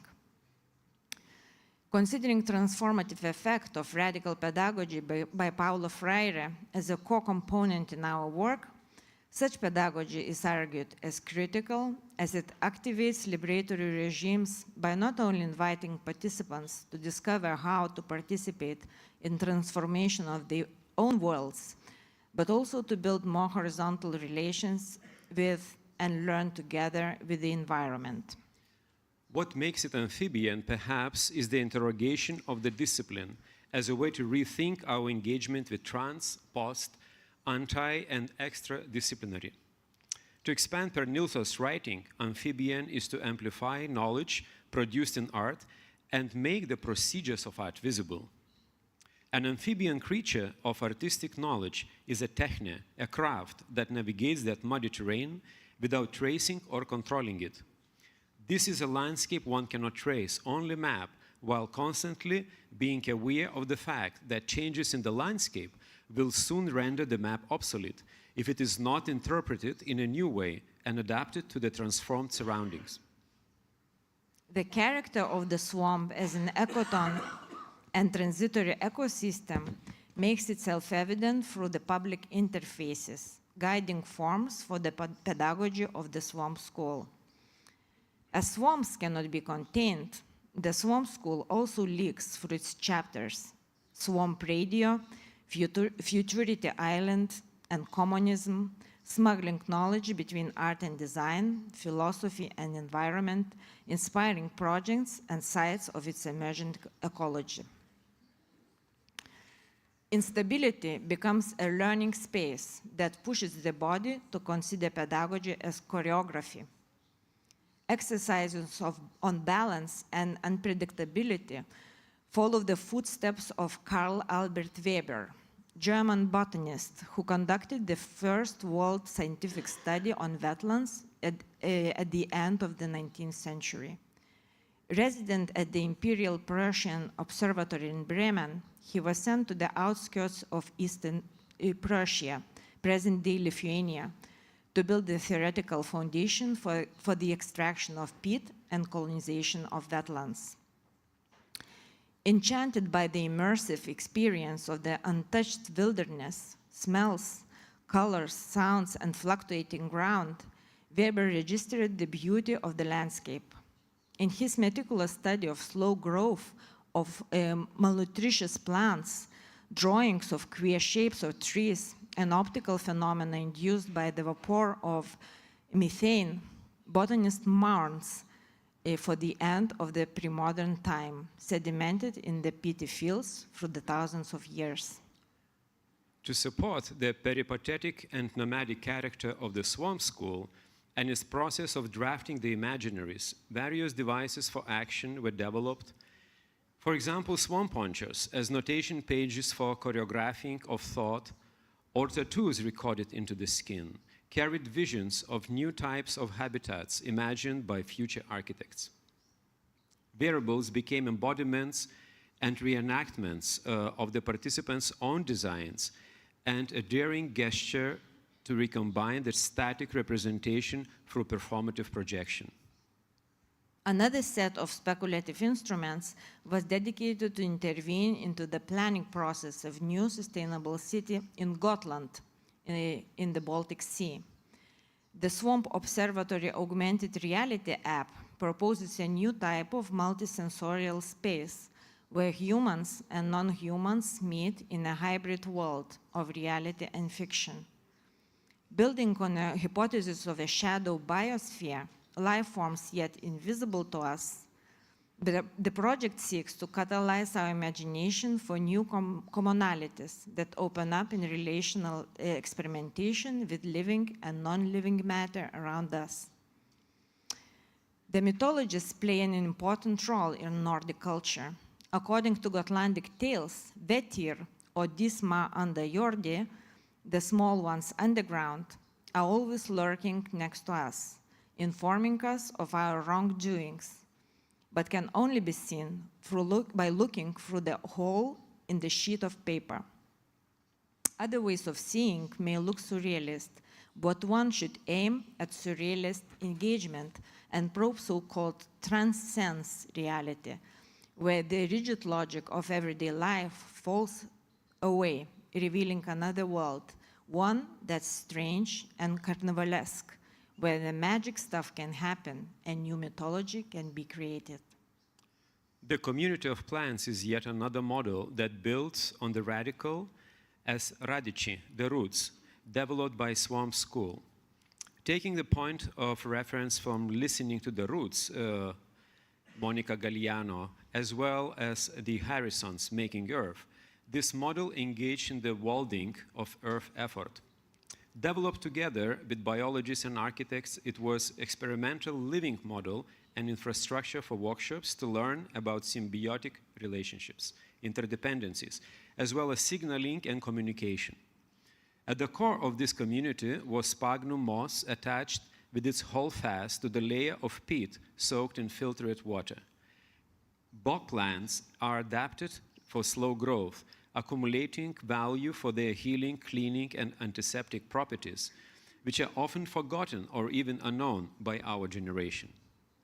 In light of accelerating technological speed, we look back at the swamp to gain a different perception of time and to realize it takes thousands of years for peatland to be formed.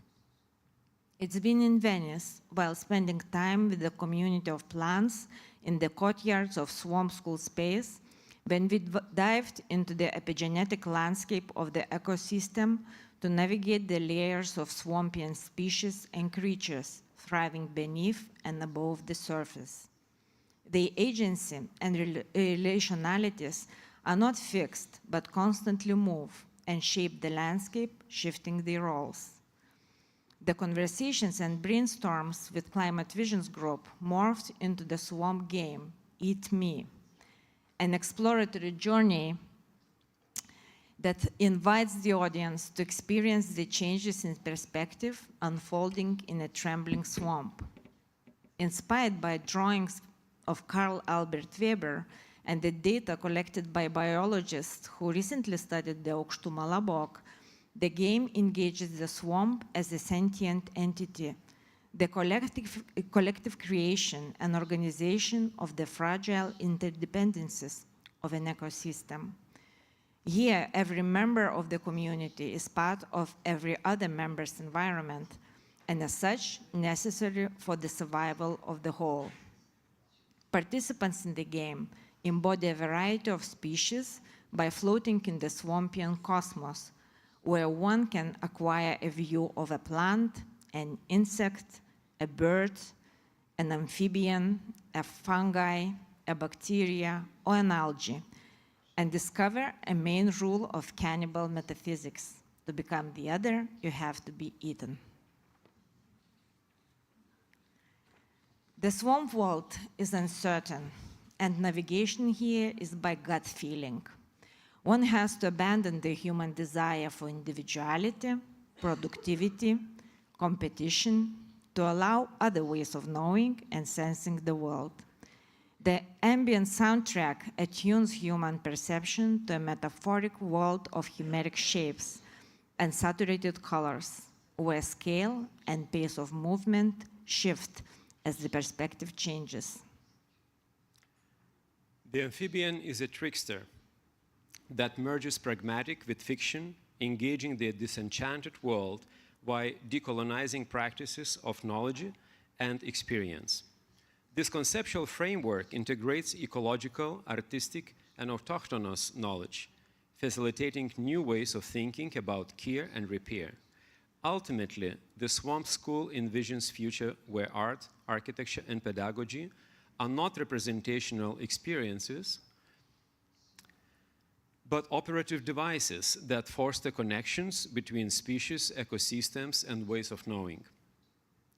Through the reimagining of pedagogy as a living organism, constantly shifting, adapting, and evolving, the Swamp School redefines learning, design, and existence in a decolonized and modern human world. Thank you. Thank you.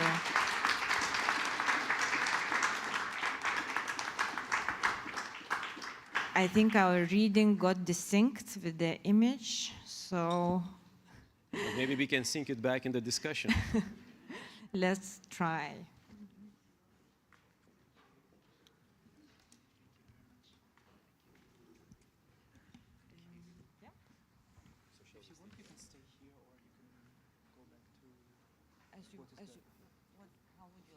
What do you prefer? Because we will speak for like 20 minutes more. Okay. So,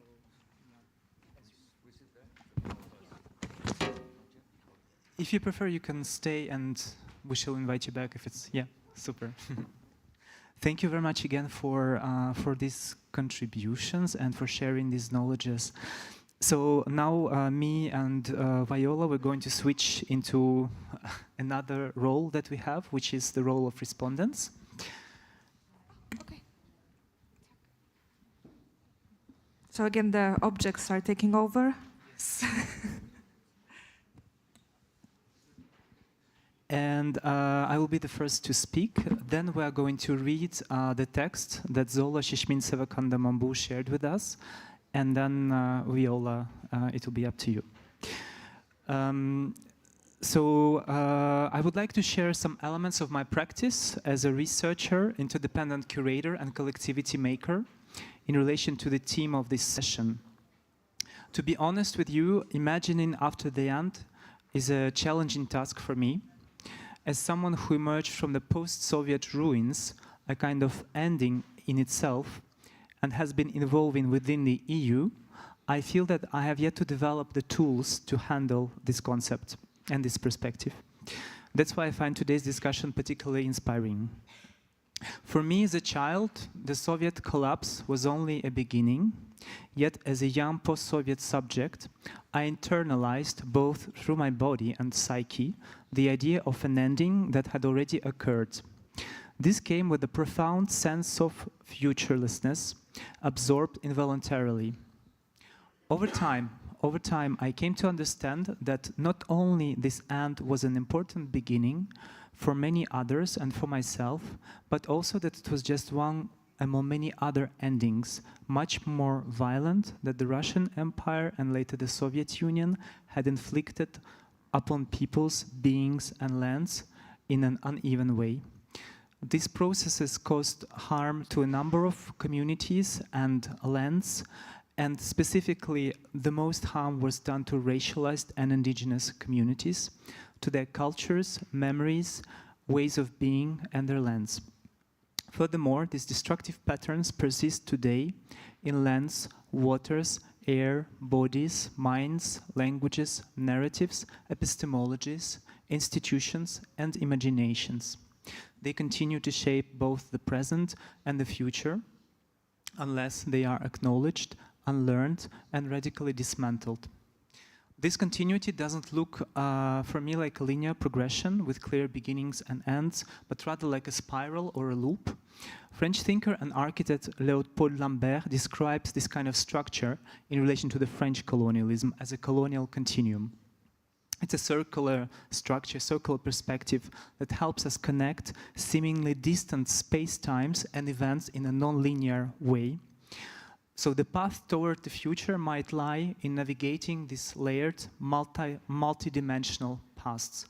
Or as Ariella Aisha Azulay points out, unlearning imperialism is asking not how it could be opposed tomorrow, but how it was opposed yesterday and before yesterday, such that the fragmented many can stand together outside the temporality of progress that shapes the violence inflicted upon them as a condition. End of quote. I believe that in such a way we can indeed open cracks in the imperial colonial structures that are ordering space and times and start disrupting them. I would like to give now just a few practical examples from our collective practice and from my individual work within the cultural field and of course within this space of agency that seem relevant to me in this context.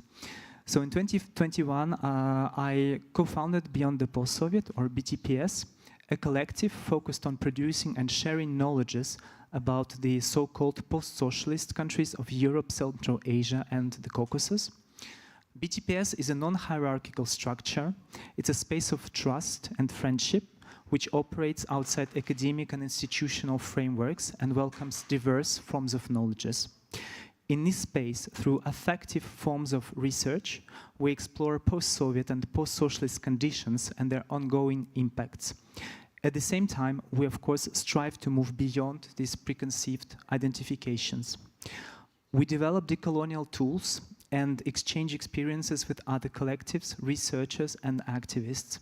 And finally, we choose attentive listening as an ethos of relationality, which allows us, I hope, to truly hear and understand.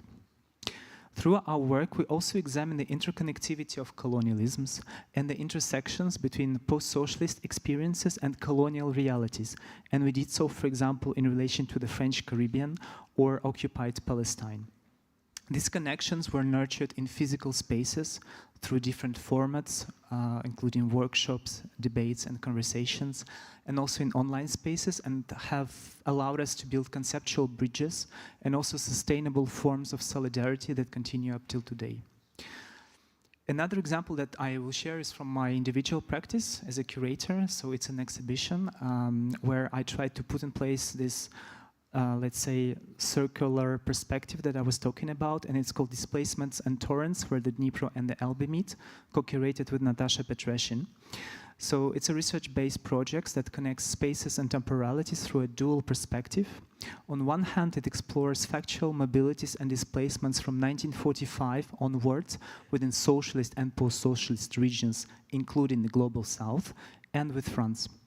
On the other hand, it imagines an impossible encounters between two rivers, the Dnipro and the Elbe. It's a speculative geography that we used, and it is rooted in my family's recent history. It creates an imaginary space where seemingly unrelated experiences intersect and resonate. Human and non-human trajectories converge, weaving links across Europe, Africa, Central and Southeastern Asia, and the Caribbean. Just yesterday, actually, in one of the studios of the Cité des Arts, a place of mobility par excellence, memories of displacement were reactivated in the present. These were memories of students from Rwanda and Guinea-Bissau in the USSR, collected by artist Sandra Mutateri-Herrimans from informal archives, such as oral histories and family records. These memories were brought to life through a semi-fictional screenplay presented during a performance reading as a part of the exhibition, and it problematized the relationship between post-colonial and East European trajectories, conditions, and narratives. In the very intimate setting of a studio, an atelier logement, which is a living space at the same time, the reading functioned as a rehearsal of memories. It allowed the past experience to connect with the present, enriched by the sensibilities and life experience of 4 invited readers.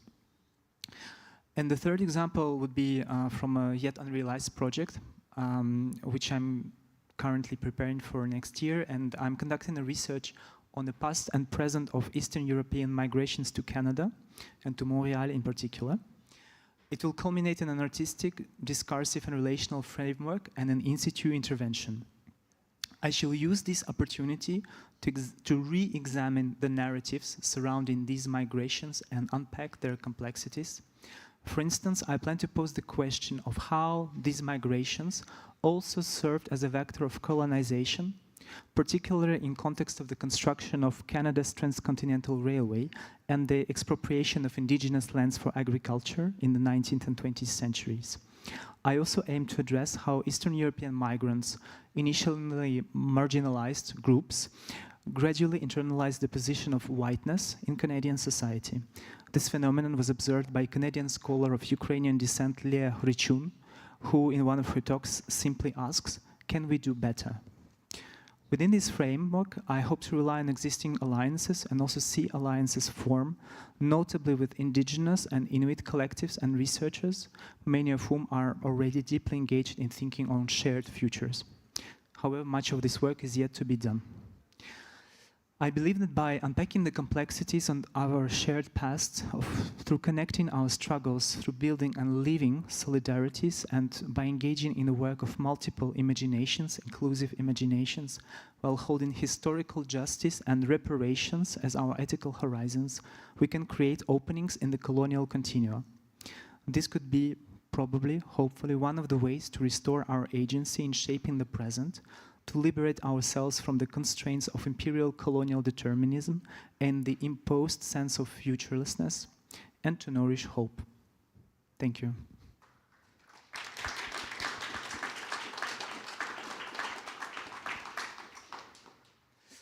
And I will jump into the contribution of Zola Chichmintseva-Kondamambou that we're going to read together with Wiola. Yes. So, this contribution has a title, Imagination, Inclusiveness and Reparations. To first imagine the end, I would like to take a glance at the past, a past that perhaps at times we know but ignore. Because imagining the end has proved on my end a complicated ordeal. Indeed, in the current places and spaces that I, and people that look like me occupy in our societies, it seems difficult to imagine building a common future whereas we still haven't fully acknowledged our pasts, or dare I say, repaired them. In her recent book, Notre dignité, un féminisme pour les Maghrébines en milieu hostile, Our Dignity, a Feminism for Maghrébines in Hostile Environments, journalist and writer Nesrine Slaoui tells the story of the historic and sociological challenges encountered by North African women in the French context, and invites us to look into it through an intersectional and reparative approach. In her book, she turns to the work of Edward Said, Orientalism, to point out how the West has built, through the tool of imagination, an Oriental inferiority to best justify its imperialist and colonial enterprises. It is through imagination that this colonial point of view was forged, shaped, and still, to some extent, inhabitates our minds. We must be conscious of it and understand that if, after the end, we were to rebuild, we won't be escaping our pasts. If we aren't ready to diversify our discourses, not only in words and in concepts, but in accessible actions, accepting that our methods will have to cohabitate with things that to most of us are of the unfamiliar. If our imagination, our perceptions, and thus our inventions are tainted with a history that lays unclaimed, how can we imagine what lays after the end? It is quite ironical, might I say, to ask this question in a country, France, that to this day does not acknowledge racial differences and inequalities. I believe that to imagine a future after the end, we must do so with the most diverse group of people as humanly possible, as we have seen what the colonial imagination can do to us as a humanity, depending on genders, skins, religions, bodies, atheism, or colors. To do so, I must plead that we listen carefully and that we no longer only take either from a community or somebody's place or space. Within our collective, beyond the post-Soviet, we call this practice attentive listening.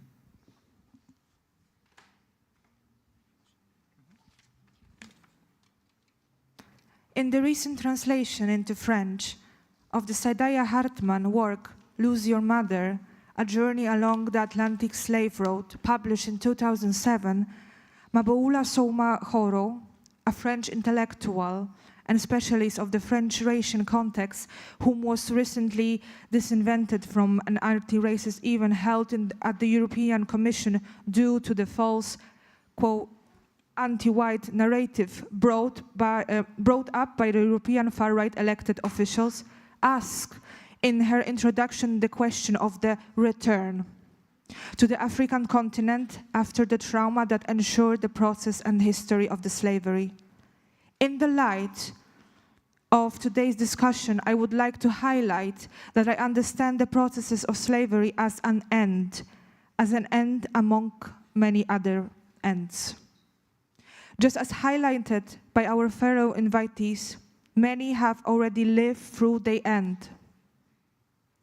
Questioning the relationship between the Black or African descent diasporas and the African continent, Souma-Horo puts forward that only by listening to each other can we make a difference, and that otherwise what awaits for us is death. It is only for us to choose. As we listen collectively to our experiences, we can create spaces to increase visibility of the ever-mixed and interconnected histories of coloniality. Indeed, working as a curator on the ties between post-Soviet and Afro-diasporic spaces, I believe that there is more to find out on the inner forces of the colonial when looking at it through several different points of the view. It is also through the exploitation of our own colonial context that we might be able, if we are ready to acknowledge our situated position, be better equipped to understand the others.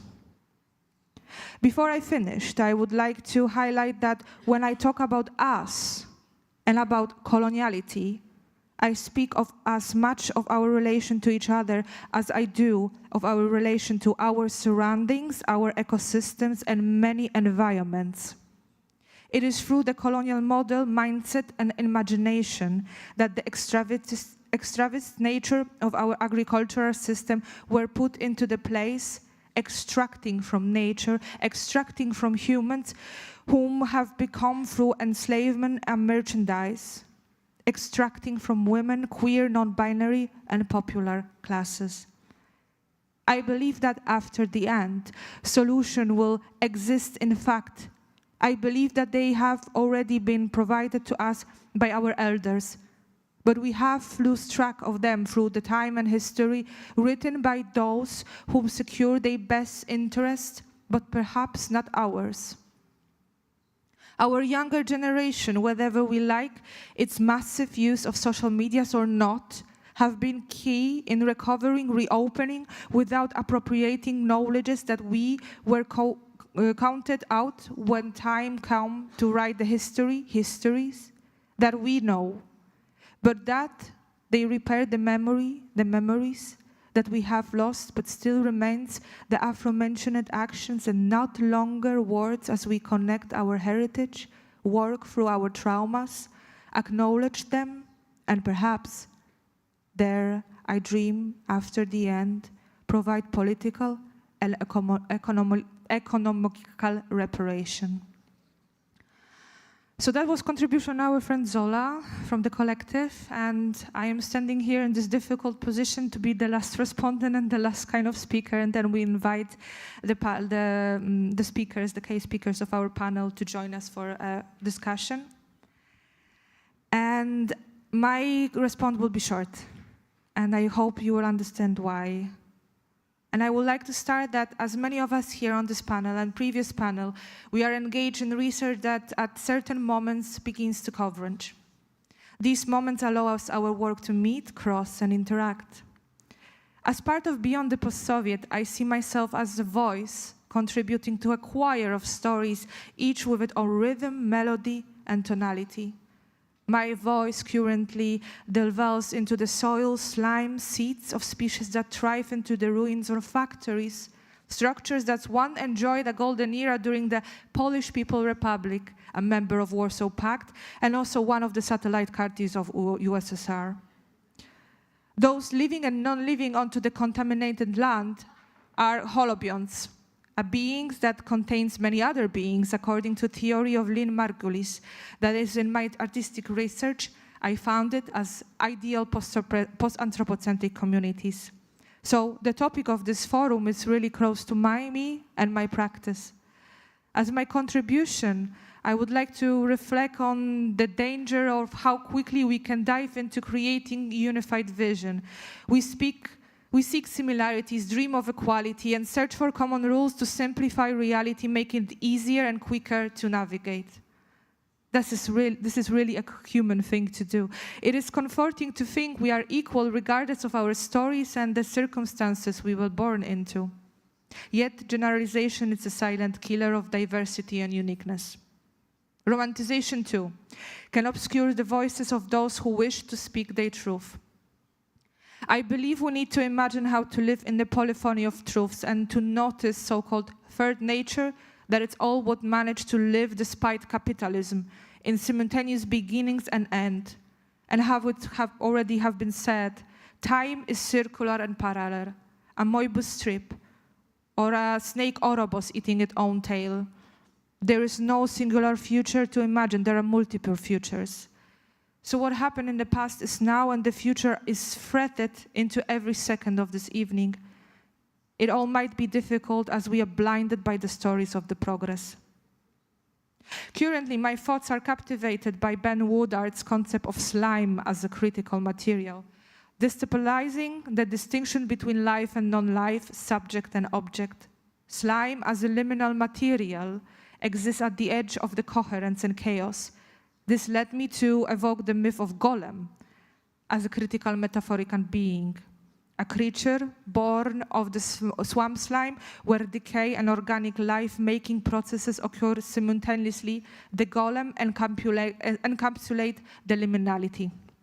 Traditionally, the Golem was crafted from clay or mud, just like the first human according to some religions, and brought to life as a servant controlled by its human creator, a master who was usually a wise male. But if we reconsider this figure through the lens of the new materiality, what happens if the human master is no longer a creative factor at all and simplify coexist in the parallel of Golem reality, as the clay or mud has subjectivity to form and deform itself? What if we humans, with our privileges and learned or given patterns, abandon our relentless need to control or fully understand the material, ecological, or social systems we inhabit or observe? What if we step into the shadow of our own anthropocentrism, or I would like to add other-centrism, Western-centrism, egocentrism, etc., as Polish philosopher Andrzej Marzec encouraged us to do, and to learn to be humble to other knowledges and to the critical voices? What if we stop pretending to be something other than what we are and simply just step aside? what if we just learn from the others and whoever we understand as the other or those who perceive us as not one of them and just listen. Thank you.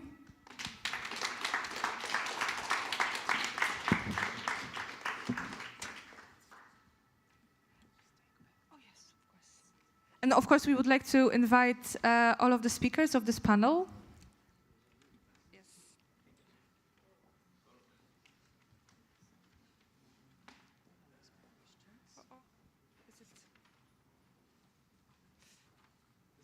Yes, that's mine, yeah.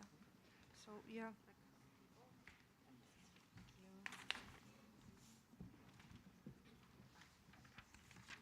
How do you like us to be seated? Yes, of course.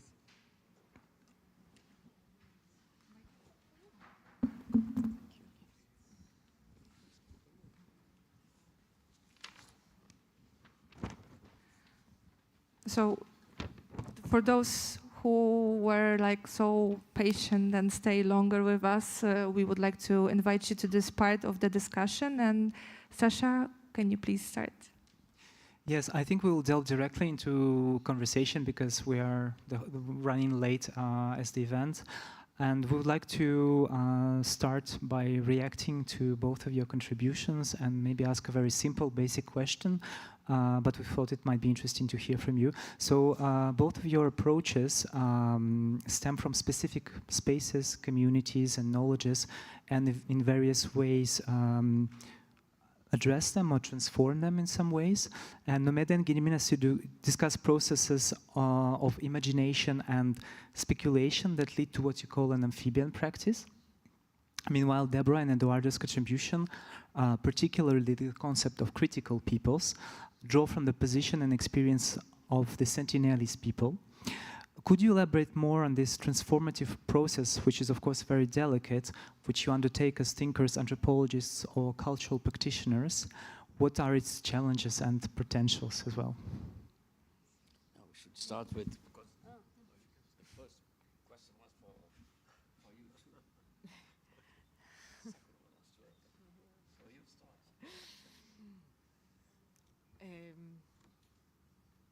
Okay, that's a complex question, and I always, look at the world through the eyes of practitioner, and we are working together. So first of all, of course, it is a challenge. How do we transform each other? And it's all based on collaboration. We work together, we collaborate, and in that sense, of course, we have to give up some parts of ours, but also we gain a lot. And we approach this in the same way other communities or other experts or other practitioners or those whom we want to collaborate with and with whom we want to establish a certain relationship, to learn from them and also to let them learn from us. So I think the collaboration is at the core in that type of relationships. If you approach the community open, of course, having certain ideas and certain proposals, but at the same time staying very open in order to be transformed yourself. So that's basically like how I would start answering your complex question. Well, perhaps I would just add that the reason why we are so much interested in the swamp is because it teaches us how we can engage, how to maintain vulnerability, right? And how to actually attune to the condition of uncertainty. So every collaboration, whether we collaborating, whether we engaging each other, or we engaging scientists, or as artists engaging scientists, or as art engages science, or engaging environment, engaging the other, right? Engaging non-human species. In every engagement requires a certain level of giving up. So you are when you're giving up, you are in the condition of vulnerability. You are in the condition that is not, you're leaving the territory that is known to you, and you're engaging uncertainty that is not known to you. So being in the swamp is being in this constant condition of vulnerability. Thank you very much. Eduardo, Deborah, would you like to react on this question? Oh, yes, okay. I was quite surprised to see the critical people's notion appearing, because we just came up with this 2 days ago, actually. So, in the Latour colloquium. It's just because we sent it in the abstract. We read it in your abstract. Yes, absolutely. Okay, so that was it. Now, because this was a way of, let's say, intervening on the concept of zone critique, of critical zone, which is to which Latour gave a centrality. And then I just said, so we have to take in account not only the critical zone as such, but also the critical people. Who are the critical peoples in the plural? Okay? There was a report from the UN, which quite impressed me, which is is an official report by the UN about the indigenous peoples. They, according to this report, indigenous peoples, as defined by the UN, which is a lot of criteria, are only 6% of the human population.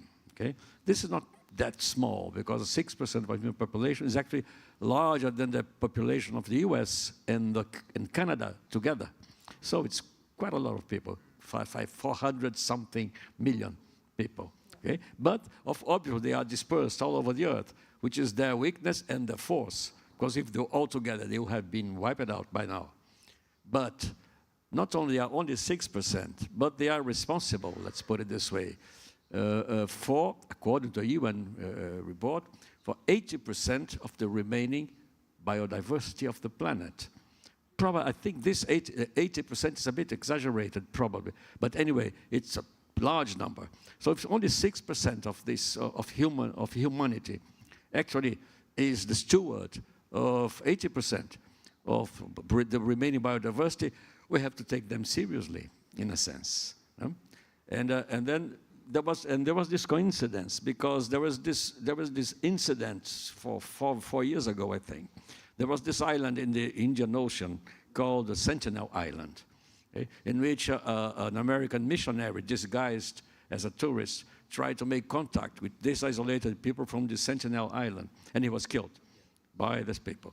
So, but the Sentinel is also the name that we give to the Sentinel species, which is the Spèce critique, Spèce sentinelle, which is the species which serve as called the canaries of the mine, who actually, they are the critical in the sense that if something starts happening to them, this means that something is going really bad all over the place. So these indigenous people should be considered as a kind of sentinel species it's within the species, a sentinel fraction of the human species, because they are actually the one who are supporting the biodiversity in the territories they still occupy precariously, but it's up to we are actually on the shoulders of them, in terms of they are carrying the responsibility of keeping the territories relatively free from extractivism, zone de sacrifice, and all that sort of thing. So this was the critical people came. No, just to.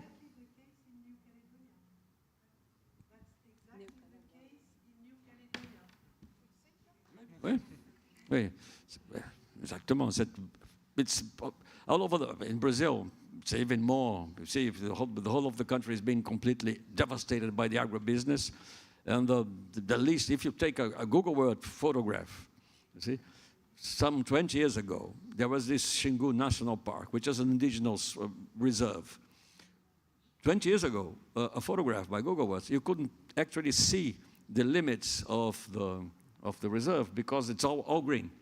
Now, there is the green part, which is the Indian reserve, the indigenous reserve, and the rest, all around it, is yellow. You see? It's soy country. So it's been, it's one of these moments in which soy just dries up. And so you can actually see the indigenous areas now as actually on the map, you see, from above, what you couldn't some 20 years ago. So that means that they are becoming islands, literally. Islands in an ocean of soy or cattle, what have you. And this is all over the world, actually. You see? So, just to complement, so these people are both critical peoples in the sense that we depend on them. If they keep most of the biodiversity standing, they are the critical peoples. But they are also sentinels, because as they themselves say, if we are killed, if you kill us all, then you will also disappear. And there is this nice message in this by this Yanomami shaman, David Kopenawa, which is in this book that he wrote together with the anthropologist Bruce Albert. He says that the shamans are dancing and keeping the sky above us, and if they are killed, if they can't dance anymore, then the sky will fall not just on them, the Yanomami people, but on all of us, the white, what they call the white included. So this is one more way of saying that they are both critical and sentinel, right? Thank you. Thank you so much. Second question I would like to ask. So both the Swamp School and the Archipelagos aim to encompass and take care of indigenous knowledges. How can we best create or provide spaces where indigenous communities could be part of our current discussions and would be able to voice their own concerns? And maybe Deborah and Eduardo, you can start. Well, yes. Well, I think there is this. There is a question that Isabelle Stangers puts in the book she wrote with Philippe Pignard, which is basically how to make room for others. See, I think this is the crucial question: how to make room in the sense of we find them very, but we actually how to take them seriously. That is the same thing as how to make room to others. And this is, it depends on what you do as your profession. There are some people who are, I think, myself as an anthropologist, to make room is to translate, to strive to give the best possible translation to what they are saying. See, apart from doing advocacy and doing militancy and activism and etc. As an anthropologist, meaning not only as a normal citizen all normal citizens should be actually do everything they could to make room for them. The specific task of an anthropologist within this general task of making room for others is to translate, in the sense of, because they are speaking differently. They speak a different language in all senses of the term language. And so what we need is to translate, to provide the best possible translation. That means negotiating the difference between the two languages, the two conceptual languages. And this negotiation is difficult. It's full of pitfalls, see? Because the easiness in which you simply reduce what the other is saying to your own terms is very big. But at the same time, see, you can't simply repeat what the other is saying, because nobody would understand. To begin, you wouldn't understand.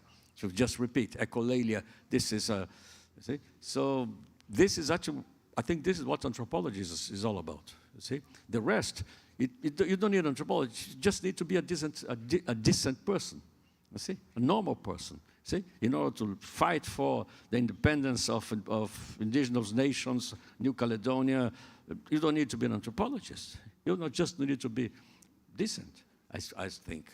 See? Well.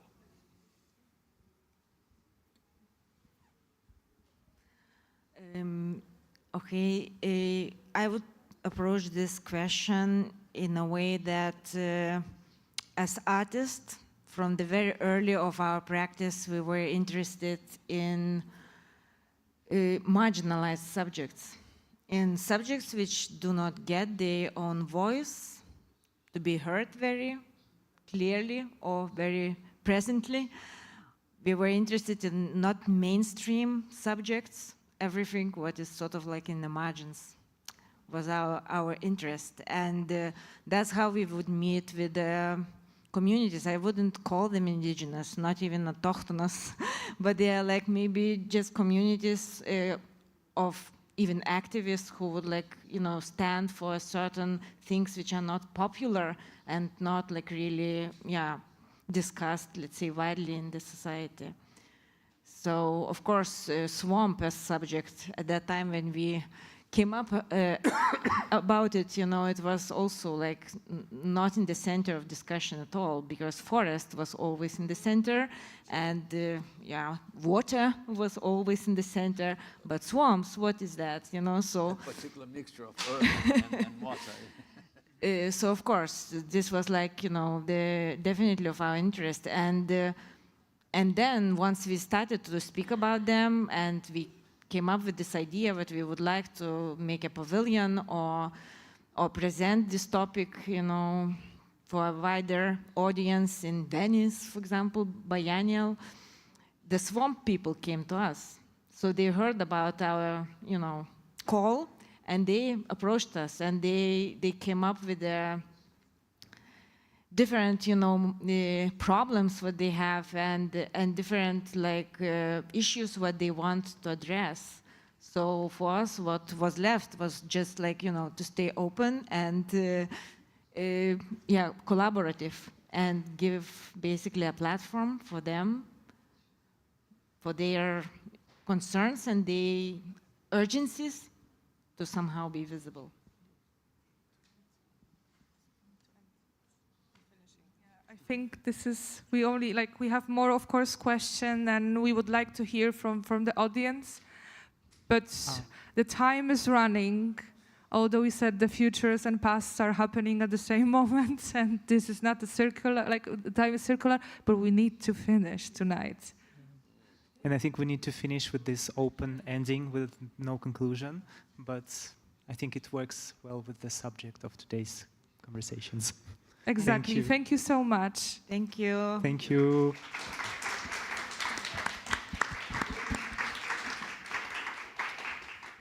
Thank you so much. Just a quick note, those who are heading to the party, you need to get the stamps downstairs by the counter, which is near the ticket desk. So please join us.